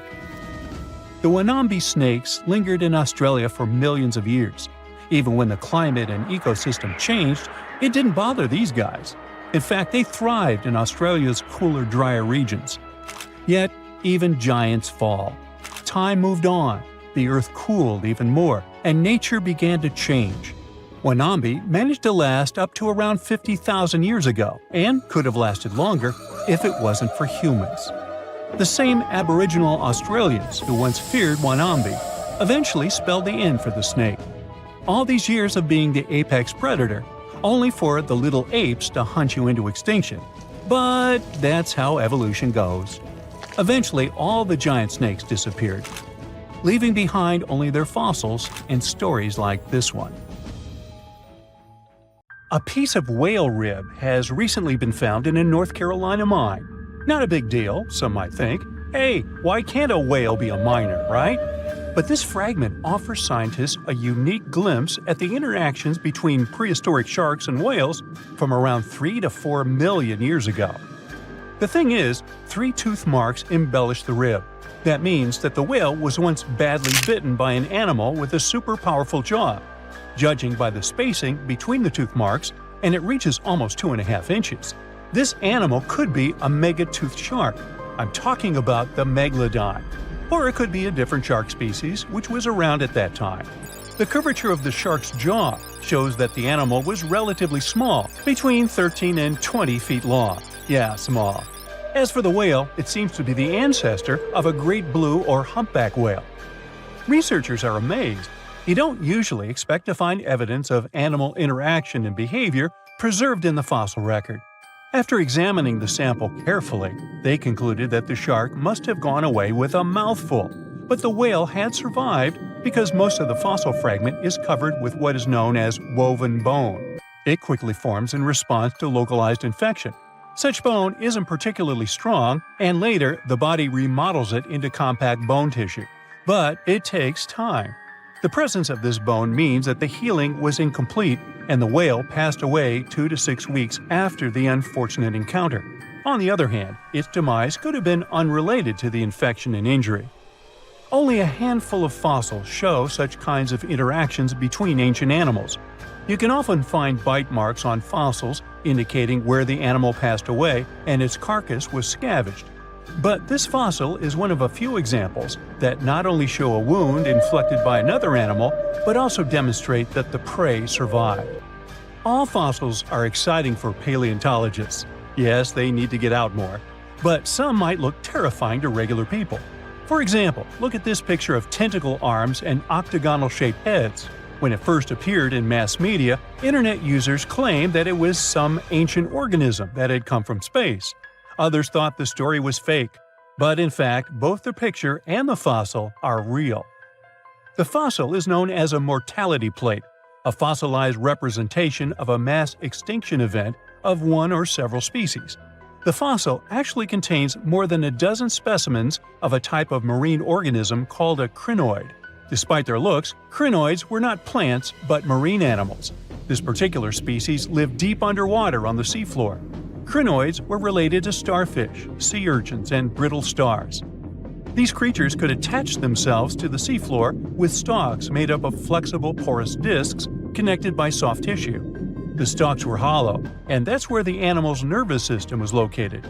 Crinoids absorbed oxygen through thin-walled tube feet. The creatures usually reached the length of more than 8 inches and had 5 arms lined with leathery-looking, tentacle-like structures. They fed on plankton and sloughed off organic material. Now, even though these fossil finds seem to be super exciting, few creatures in the fossil record confuse scientists as much as the Tully monster. This curious sea creature sported a toothy, trunk-like snout and eyes splayed out on a rigid rod. But the most bizarre thing? It has been impossible to classify. Researchers have been considering a variety of organisms, for example, segmented worms, swimming slugs, and primitive eel-like creatures, since the monster was discovered in 1966. Recently, they have even tried to connect it to some species of jawless fish with a backbone-like structure. A team of scientists from Japan has used high-resolution laser scanners to examine the anatomy of Tully monster fossils in 3D. They concluded that the enigmatic fossil might be an invertebrate after all, and still, the true identity of the creature remains elusive. In the 1950s, amateur fossil hunter Francis Tully found a ghostly imprint of a torpedo-shaped organism with a huge tail fin in the Mazon Creek fossil beds in Illinois. Tully had never seen anything similar to the torpedo structure. He took his find to Chicago's Field Museum of Natural History. Paleontologists working there were baffled as well. Since then, scientists haven't been able to determine where the creature fits on the phylogenetic family tree, or where they should spend Thanksgiving. In 1741, an explorer and captain named Vitus Johansen Bering led an expedition to map the coast of Alaska. The ship he was on got shipwrecked on what later became known as Bering Island, and they got hungry. Half the crew survived thanks to the discovery of an extremely large sea cow. With the meat of these animals nourishing them, the sailors managed to build a small ship from the wreckage and return home. On their way back, a scientist who was among them spent his time documenting the animals and plants they had found. The sea cow was particularly interesting because without it, the crew wouldn't have survived. These animals were more than 26 feet long and weighed around 10 tons. All sea cows are members of the order Sirenia, marine mammals more closely related to elephants than cows. The scientists described them as having black skin, a small head, and stubby forelimbs. Those sea cows floated on the water's surface, munching on kelp. After the information about these animals became widespread, sea otter fur trading expeditions made use of that convenient depot en route. Sea cows were docile and could be easily hunted. Long story short, within 27 years after the scientists mentioned those animals, they were driven to extinction. But it's not the saddest part. The fossil record reveals a much deeper and darker history. Fossils of sea cows have been discovered all over the world, from Japan to Mexico. It means that the animal once thrived in the vast kelp beds around the entire North Pacific Rim. That small population discovered by the expedition was probably the last remains of a once much larger and way healthier population. More likely, Aboriginal hunting had already reduced the numbers of these animals to near extinction levels, and the final blow came from Western hunters. The living close relatives of those ancient sea cows are rarely hunted today. Still, they're under threat of extinction themselves. To some, this amazing fossil might look a bit disturbing. Slaves' lentils are fossils that belong to animals called nummelites. They lived and thrived in a warm, shallow sea covering part of Egypt around 40 million years ago. The name nummelites hints at the fact that larger specimens resemble coins, and in Egyptian folklore, they're even referred to as angel's money. These creatures have a simple, single-celled structure, which contrasts with their super intricate skeleton. Look at this series of spiral overlapping whorls. Each whorl is divided into countless tiny chambers. Nummelites can grow to be 4 inches in diameter, and still, they are the fossils of single-celled animals related to amoeba. How and why did they grow to be so large? The reason could be their symbiotic relationships with other smaller organisms.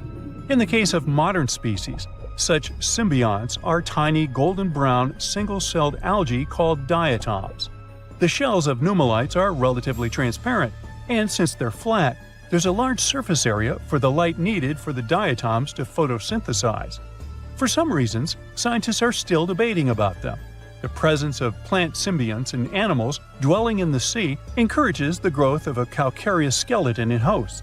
So, the gigantic size of the nummelites in Egypt could be due to their close relationship with symbiotic diatoms. Does that make sense? Fun fact: A species of nummulites evolve very fast, and their fossils change from one layer of sediments to the next. So the limestone used for the pyramids of Giza are so packed with such fossils that it's known as nummulitic limestone. This limestone also contains two kinds of nummulites, the smaller slave's lentils and the larger angel's money.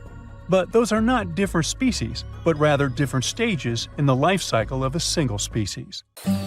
In 1969, two brothers went fishing on the Altamaha River in the Clark's Bluff area. They cast their fishing rods, ready to wait for some fish to bite their bait, but at that moment, they saw something strange. At first, they thought it was a sturgeon. But then, they saw that the length of this sturgeon was about 13 feet, almost as tall as two basketball players. Of course, such a size didn't frighten the brothers because some species of sturgeon can reach a length of 24 feet, which is about 3.5 basketball players. Something else surprised them. The face of this creature resembled that of an alligator. The tail was horizontal. It had a triangular crest along its upper body and sharp metal-colored teeth protruding from its mouth. A creature that looked like a dinosaur was quite an unusual phenomenon for the time when Steven Spielberg was an aspiring young director and didn't even think about creating Jurassic Park. So, on that day in 1969, two brothers saw something elusive, like Bigfoot or the Loch Ness Monster. They saw a creature that had been the subject of stories for centuries. A creature that is being searched for even today. They met Altamaha. This is a famous and narrow circles monster that lives near the mouth of the Altamaha River in southeastern Georgia. People from the Lower Muskogee Creek tribe talked about it long before the British colonization. In ancient times, there were legends about a snake-like lizard that bellowed and hissed. So this monster has already been elusive for several centuries. But do you know what distinguishes Altamaha from Nessie, Chupacabra, and others? Yes, there are no bad quality photos or videos of Altamaha, but there's a huge amount of evidence from different periods.